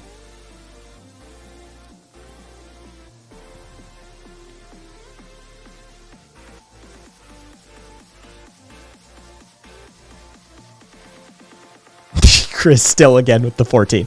Chris is just going to answer 14. I love it, Chris. I love the consistency. 14. 14. 25 is the age of consent in Kai's world, says Zippy. That is true. I mean, Frank, and there's only a few reasons that I would fuck around with somebody younger than my typical age range. Zippy, don't judge me. I'm poor, not enough. Fair enough. It shouldn't take you this long to count. Like 8 or 9 states, and was going to go to France, but pulled out of the trip. Okay. At least he's well traveled. Get the fuck out of here. You know what I mean? You fucking cut. Do plan to move to Sweden though. All right, fair enough. Here's where shit's about to get real, Sven. Here's where shit's about to get real. All right, as a 20-year-old, all right, who has limited world experience, who has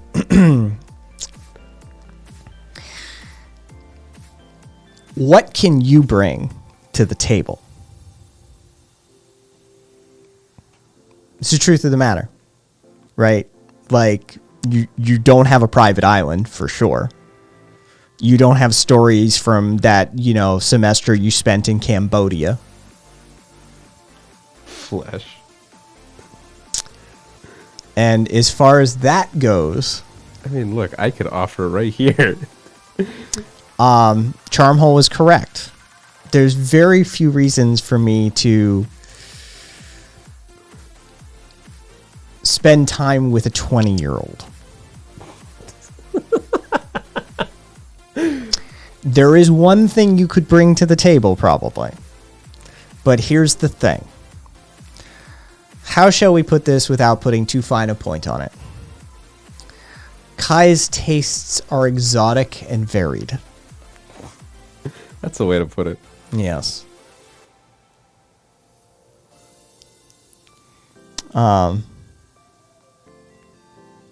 So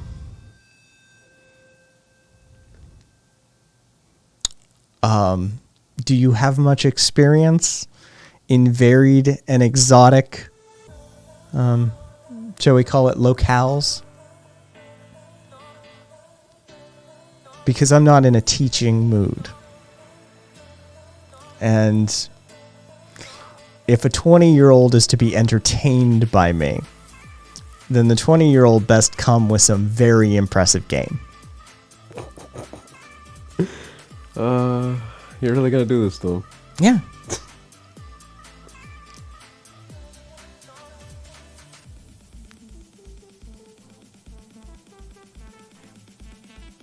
Karina just straight up, for Pete's sake, do you even know how to rig?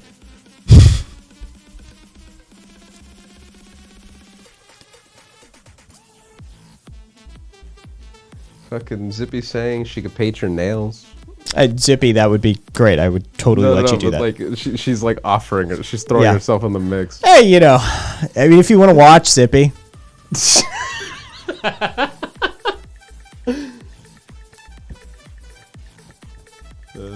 I could teach you how to box.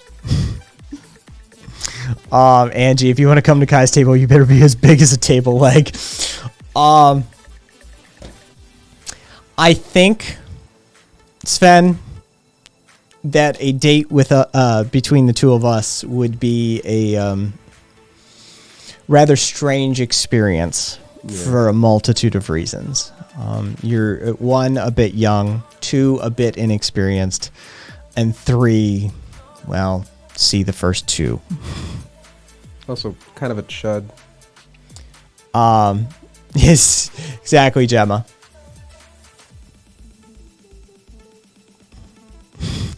I could teach y'all how to box. I mean, I'd have to like travel. Like, if you want like a living coach, I'm available. There you go. Live-in boxing coach available. Yeah. Sven, yeah, they say to try everything once at least. Hey, Cat, I will tackle you. Bet, fool. You want to try that shit? I could get down, fool. You set the date. We can set up an amateur promotion. I'll do it. I'm looking for some more fights.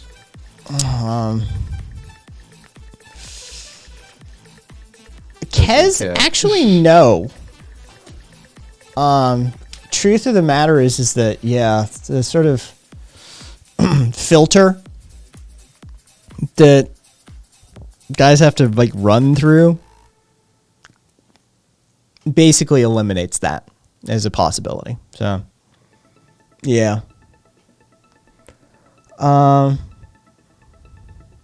Next YouTube fight, Sven versus Cat. Let's get it. No, I'm serious, Sen. If you want to set that up, like, I'll fly out there. We could do it. Although I won't fight in MMA rules because my jiu-jitsu is just not that good. My back can't handle that shit. If you want to do kickboxing rules, we can. You want to do Muay Thai rules, we can. We could do like amateur or pro. You know, we can have shin guards, no head kicks. I'm fine with all that shit. If you want to straight box, I'm down. Yeah. Sven, I fear There's also the win that advantage. a date with me, how do I put this? Your eyes may be a little bit bigger than your stomach can handle. You might bite off a little more than you can chew. And you're lacking some very necessary experience to be able to hang. For sure. So, I regret to inform you that the probability of you and I having a date probably is pretty low. The Bachelor Anarcho Edition.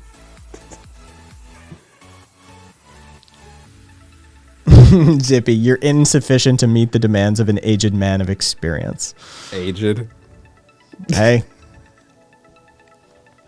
Exel, there's many things that I would couch humility in. This is not one of those areas. I've been around.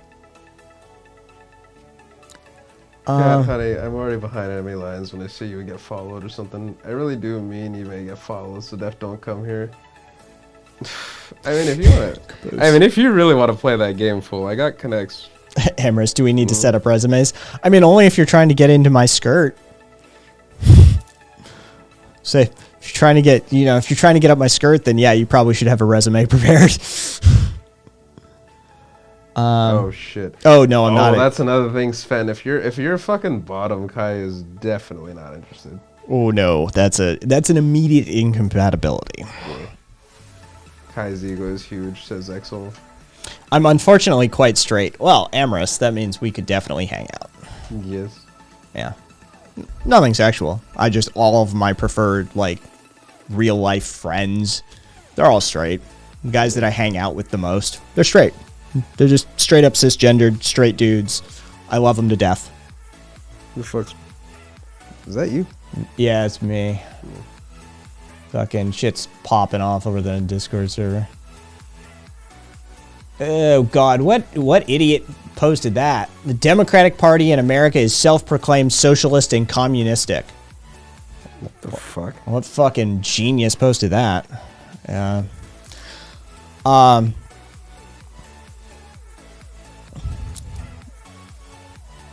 Kaiser low-key be like that with all my friends too. It keeps things very clean. It keeps things very clean. Yeah. Definitely, especially as a promiscuous individual of that nature. Yeah, it's good to have that firewall. It's like if I'm gonna spend many hours, late nights, get fucked up with, have all sorts of bizarre conversations with, it'd be best if I see you as a non-sexual item. Yeah, safer for everybody involved. Yep. Kez, it sounds like a problem. I'm pan. I can't be friends with anyone. I almost always end up fucking them. Yeah, that seems like a problem. Yeah, that's my problem too. Feel you, Kez. Yeah. Yeah. What's up? What up? We're three cool guys who are looking for other cool guys who want to hang out in our party mansion. Nothing sexual. Nope. Fucking always sunny. Nothing at all. Oh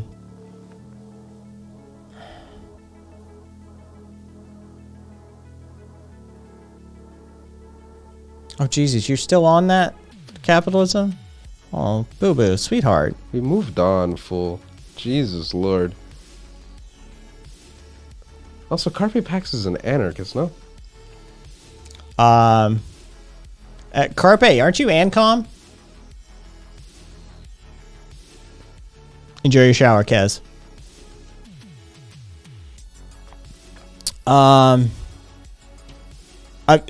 Since when is Svenska? Is Svenska, are you a fucking commie? He says that he's commie to moderate. Yeah, okay, yeah. So that means nothing. Capitalism, really. Just because... Oh, Jesus Christ. You know what? Can I just time him out? Call it.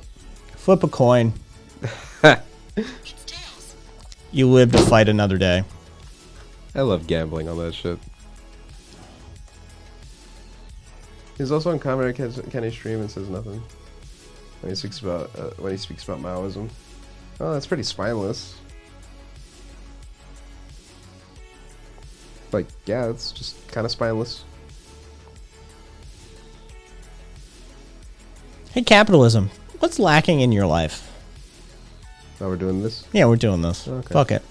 What's lacking in your life? What area isn't being fulfilled that you have this necessity to seek out conflict or to create it? What's going on?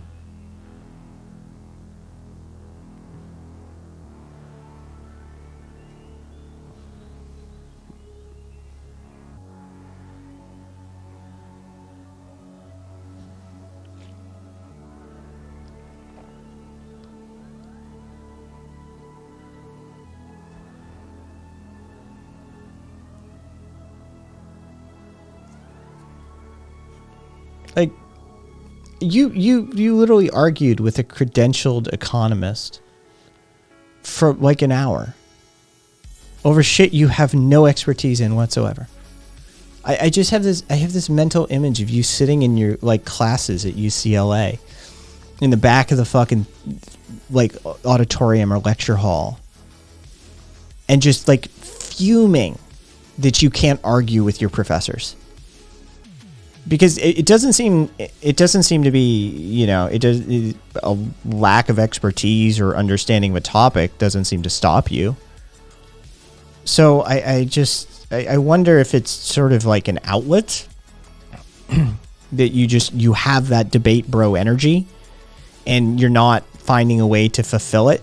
Does anyone know, does UCLA have a decent speech and debate group? I would assure you they definitely do. You might want to seek that out. Maybe find an outlet.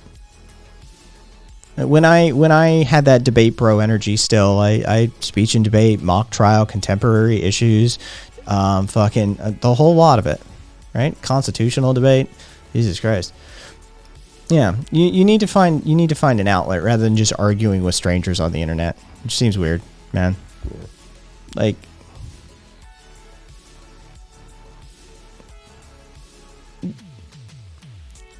you can debate capitalism in a fucking college. That's not a hard like debate to find. Like, you go to UCLA, man. Like, just go to the political science department. Yeah. Like, take an actual poli-sci class. Sociology, psychology, political science, like literally any of this shit. You could find an outlet for that. Like, oh yeah, no, you're doing a bang up job of learning poli-sci on your own. Probably akin to your economics studies too. Let's see some sarcasm.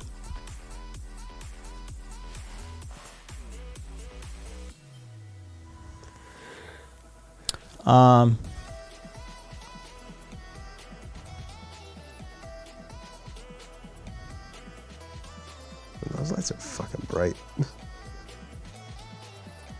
Yeah, they're not even. I'm not talking about those. I'm talking about those on the fucking floor. Oh. That fucking strip just. Yeah, I suppose if you stare at it. Yeah.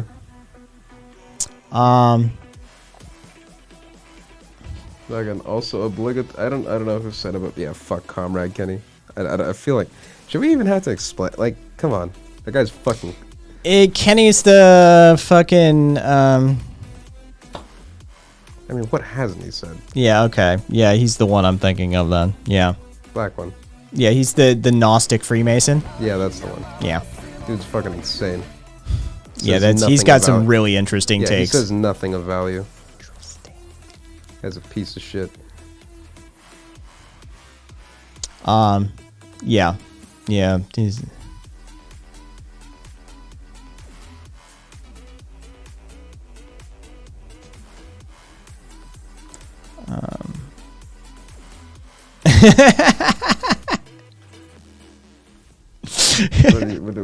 Kaiser. Fucking Kaiser's comment.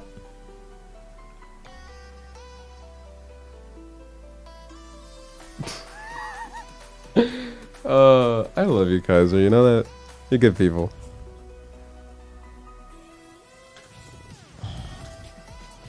Kai, you need to practice force perspective. Yeah, I'm working on it. Hang on, I'm working on.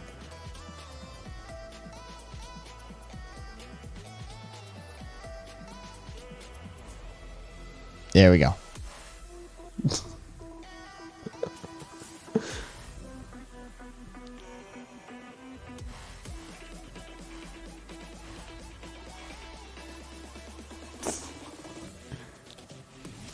There you go, Karina.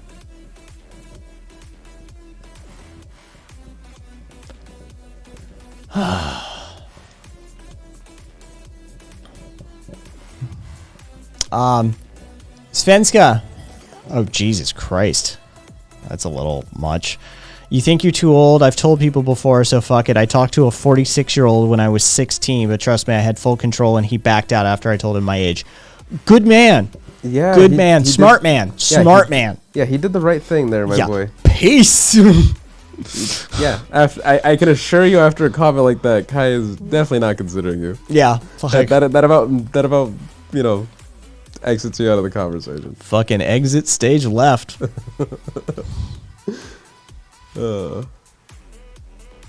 My God. Just admitting that in the open too. Exel, it's a reference. It's a throwback. It's a callback to an earlier comment. Asian Jesus never dies. Fair enough. Whose is that? Mr. Chan. Interesting.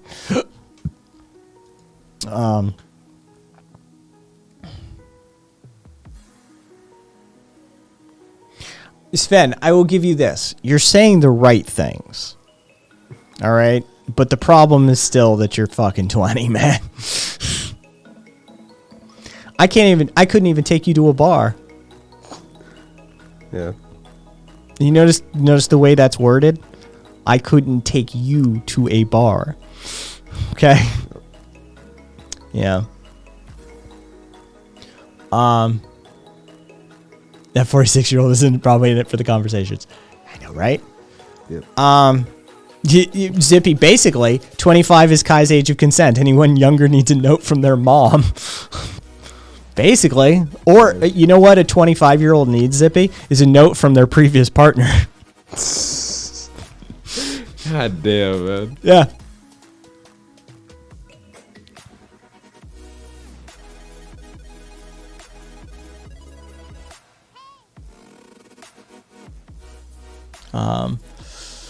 Yeah. So, sorry, Sven. I mean, look, the world is a weird and strange place. I make no absolutes in this regard. Who knows, Sven? You and I could. There's a non-zero chance. All right, Sven, that you and I could live happily ever after. That you could fill all of my needs and wants and wishes in this world. There's a non-zero chance of that. Now, what is the actual probability? It's not very far off of that zero mark.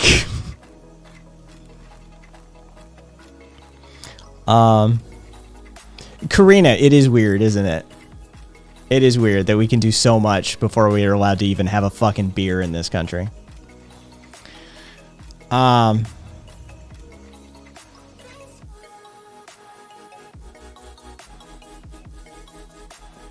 Oh God, you. What are you? I just fucking CIL.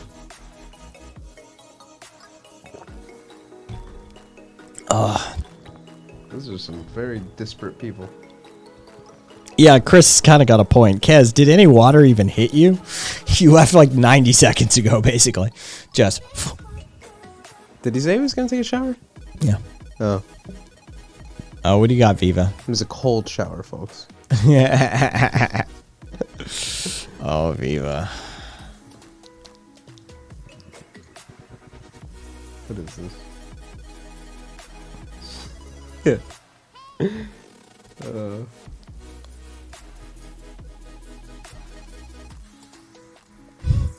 I'm clean. I even washed my hair.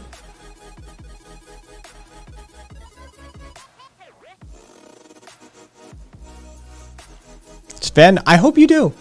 I sincerely I'm actually in your corner on that one. I really am. I hope you do.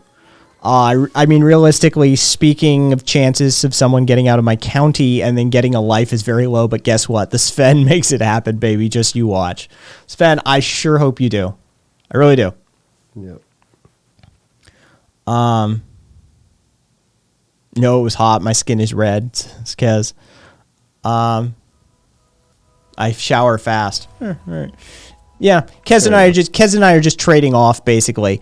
For every minute that Kez doesn't use, I use. Nice. So I'm just.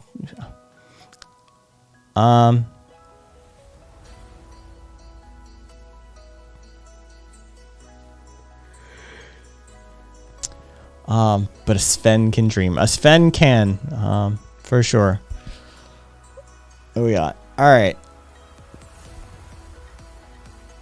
Jesus Christ, Karina. Sven, you'll have fun in Europe, likely to be used as a sock puppet in the clubs. God damn. Well, from what Sven has said, Sven is a top, not a bottom, but any good top could use a little bottoming experience. Just a little bit. I have to shower quick because kids in pain standing hurts. Fair enough, Gotcha. Kez. Have you considered a shower chair, Kez? It's an option. They're cheap. Give you a little, sit down chair in there.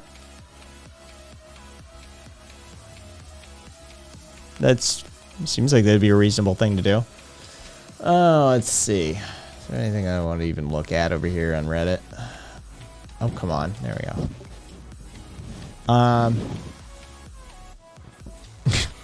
Feds arrest 5 family members from Texas in new U.S. Capitol riot case. Jesus Christ, did the whole fucking family go? You know what? I can respect it. If you're gonna go in, you go all in. That's highest stakes possible. Partner, children. Yeah. They drove from Borger, Texas. Beyond parody. Burger King. My God.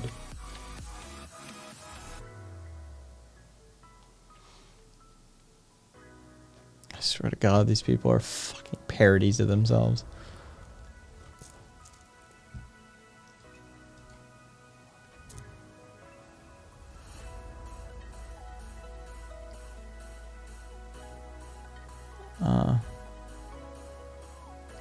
Yeah, Gemma.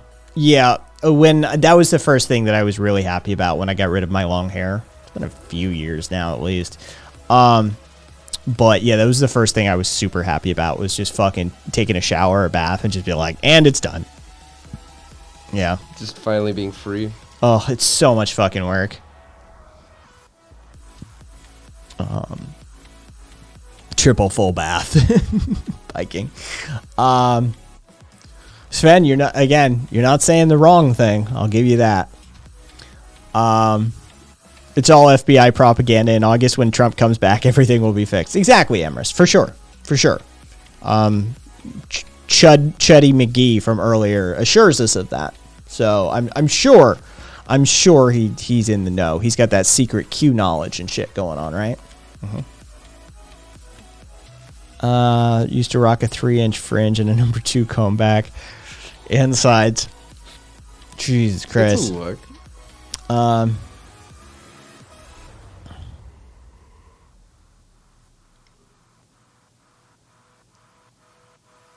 Like football in England, Trump is coming home.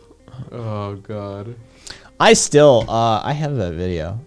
Fucking that video's insane. Help. Help me. Where is it?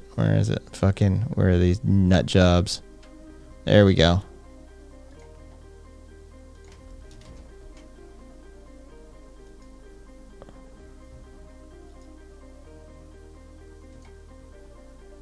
Oops.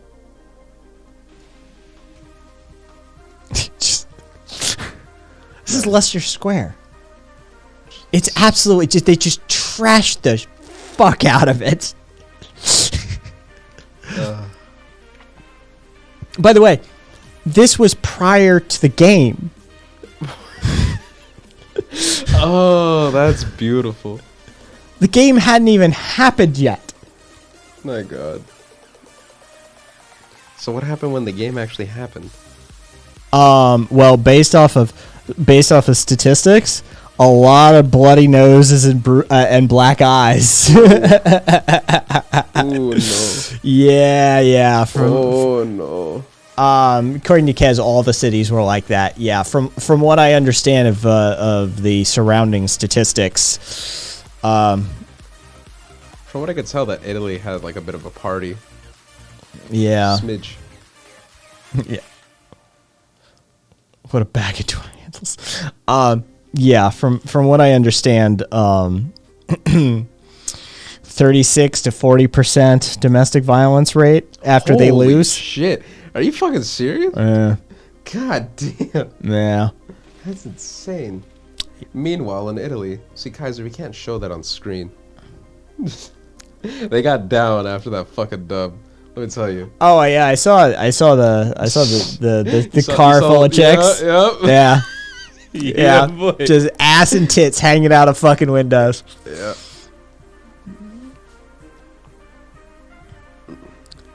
Yeah, 36% increase after the loss and 24% after they win. Yep. Yeah. Oh, Fucking that's just rough. no matter what happens. No matter Let what me show you happens. something. Jesus Christ. Oh, I can't. I just realized I'd have to say that like a Brit bonger, but yeah, no, fuck that. Later, Gemma. Take care of yourself. Oh,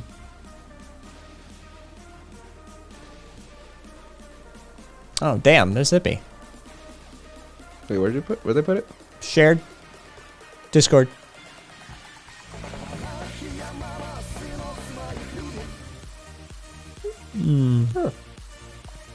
Hey, Wasn't Sicily expecting Rhyme. that. Thanks for the follow. Was not expecting the tattoo. That's not really. It's not a tattoo. It's Is it one of those temporary ones? Yeah, it's drawn on from what I can tell. Ah, okay. Yeah.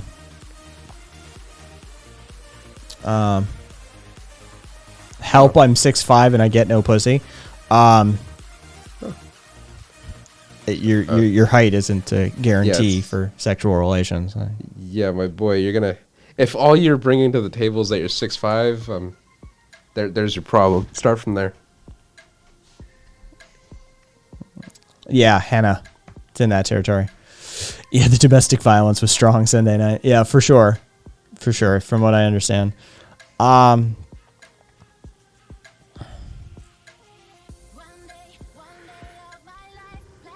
Kaiser, my friend went to London and he said his liver took a real beating because he wasn't prepared for British drinking culture. Oh yeah, no American can go over to Europe and just like hang. That's you need to like, you gotta train for that shit. Yep.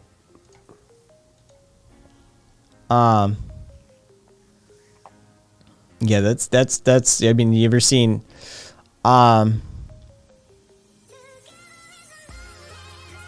Viking? I actually know no gay guys that paint nails. You gotta meet some new gay guys. Yeah, you need to change up your gay guy rotation. You need a new stable of gay guys. Time to mix it up. Yeah.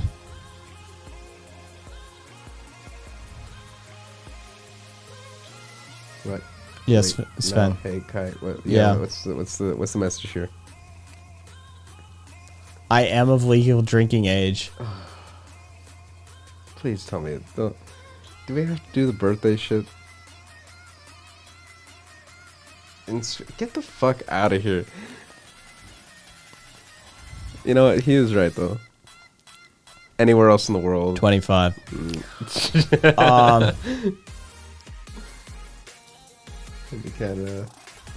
In Canada, we have a watered down version you can train, plenty of bar tours and so much wine. Yeah,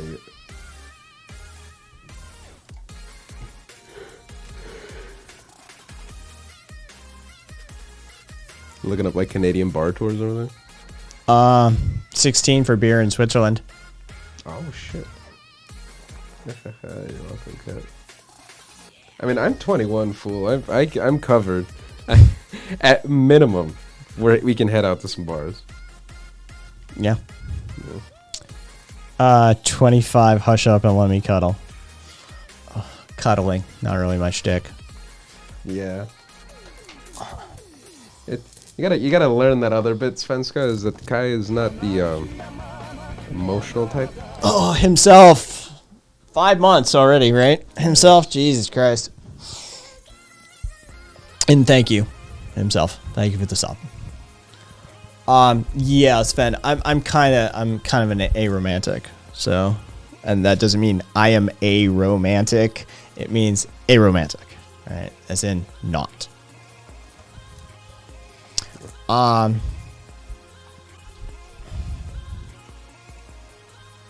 Kai has Thank you, himself. Kai has a way he likes to operate. Yes. Yeah. 16 in Germany, too old, foreign exchange, got sad during Oktoberfest. Y'all need to know Zoomers are far more cuddle dependent than most generations.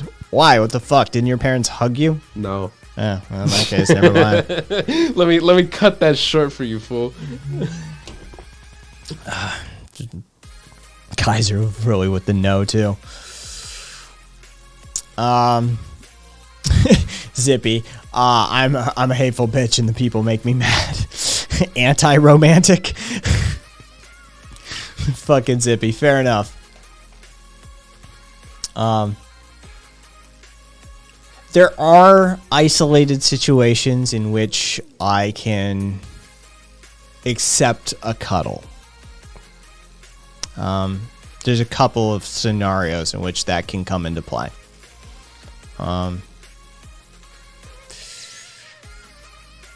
One involves mental or physical well-being. If I'm down in any of those departments, there's the sort of the worse I am, the more maybe you could get a cuddle in. You could get that sort of intimate attention. And then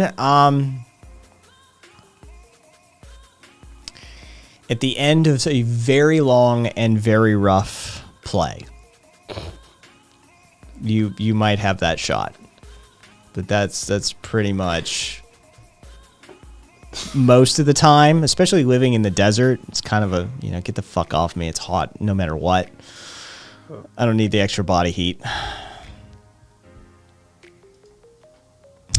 Poop my pants off. Fuck that shit. I won't even hold hands.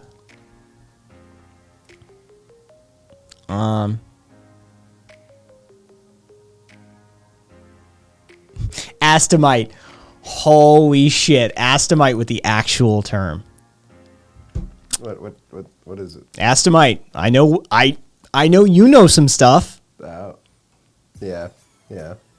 All right. Aftercare. I like it. It's good. Astomite fucking showing some credentials there. Yep. I thought that was fairly common though. You'd be surprised who doesn't know that. I'm not a bar hopper because people make me mad. I'm a hateful bitch, and Kai is anti-romantic, but not a hateful bitch. Not bitchy enough. Okay, Zippy. Hey, the replay. I don't bar hop just because I can't hang. I'm good on... Kai can vouch. Bar hopping is no bueno. Most of the time, I just want a bit of a wham bam. Thank you, ma'am, man. Says Kez. I can relate the shit out of that. Don't touch me after. It's weird. Caboose, it has to do with a decompressive mental state that one enters or ends up in after a series of mental changes that are required through some stuff. Mm-hmm. Yeah. Karina,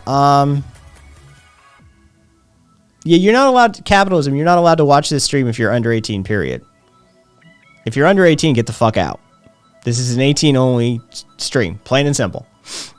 I may already have a new place found and be moving out at the end or beginning of August. It's going to be a fucking queer house, and I'm so fucking going to try and find a couch that encourages communal cuddling, says Karina. Good luck with that.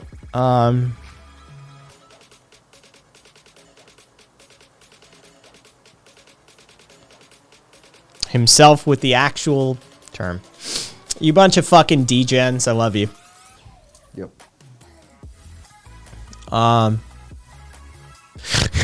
Zippy, I'm twice your age. 18-year-olds, go away. Yes, and aftercare is crucial for a lot of folks when leaving subspace. Yes, exactly, himself. And with the even more technical terminology of subspace. Well, my body temperature, I'm sure, is above average because my friends and family said way too hot at times once we were outside for a bit. During school, I could feel my heat radiating. It's crazy as hell. Yeah, so no desert for you. Boyo, we moved to that. FYI, near the Arctic Circle. Yeah. I don't fucking... Lulela. I don't fucking... Luleya.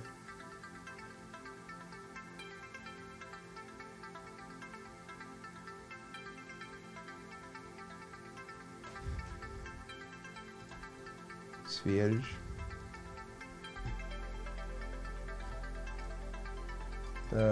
Viking Cat says for you to stay away from kids. I think he's doing that intentionally. Yes, he is a troll. Yeah. Had to pop that. Otherwise you may be a sociopath. Luloa. Fuck all of that noise. Yeah. Lord. Okay.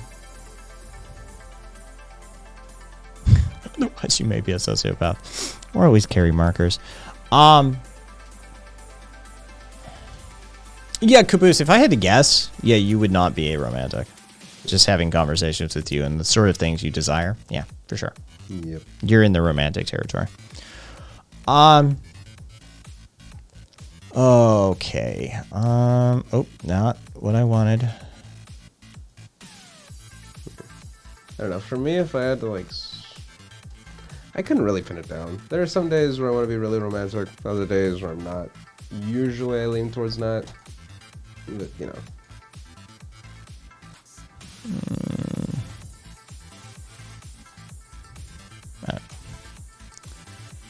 Yeah. Okay. That. Yeah. Like those are those are words. I think maybe. Sure. Swedish och svensk är bästa.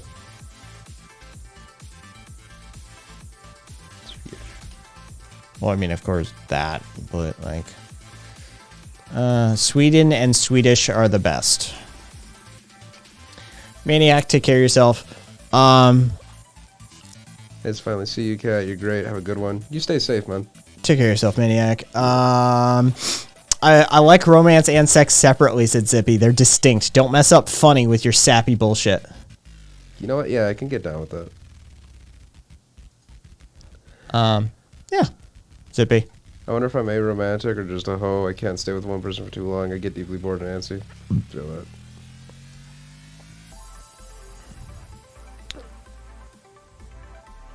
I'm Norwegian and I can attest that Sweden is not the best.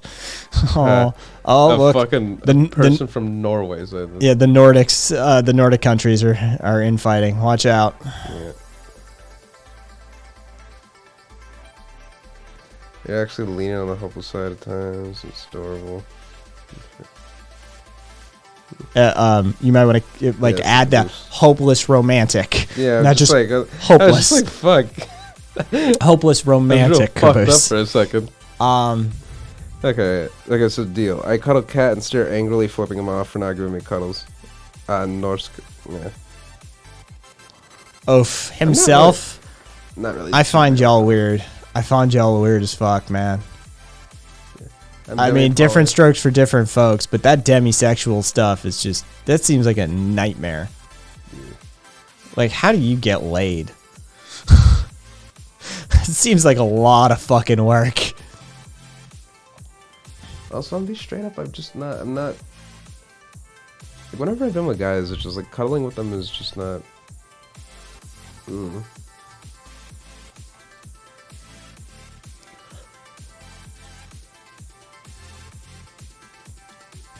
Fair enough, himself. Get too much judgment from Lofty for just wanting to fuck. Yeah, I know, right, Kaz?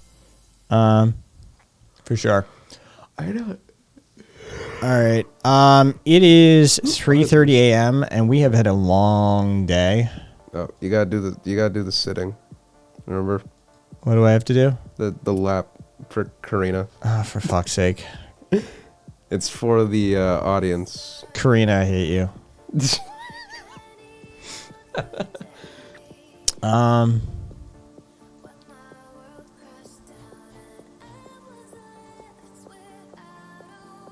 Holy shit, it's 3 a.m. Caboose, come on, dude. Are they seeing dude's cushion is best? It's just, I don't know. It's just different. Cuddling guys for me is different.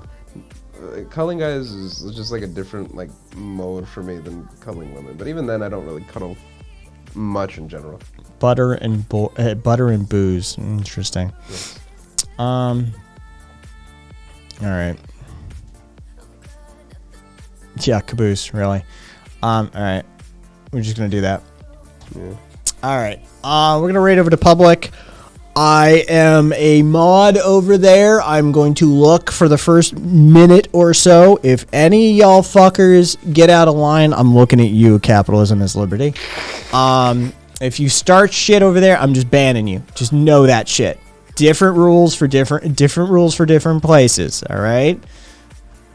Public's room is not for that. All right. That's just how that works. So, good night to those that are going to sleep. Good night to those who are going to stay on and fucking watch or go to other places. Either way, yeah. Tomorrow's like what, 5:30 stream? Yeah. Thank you. Good night as well, Sven. Yeah. I'll catch y'all tomorrow. But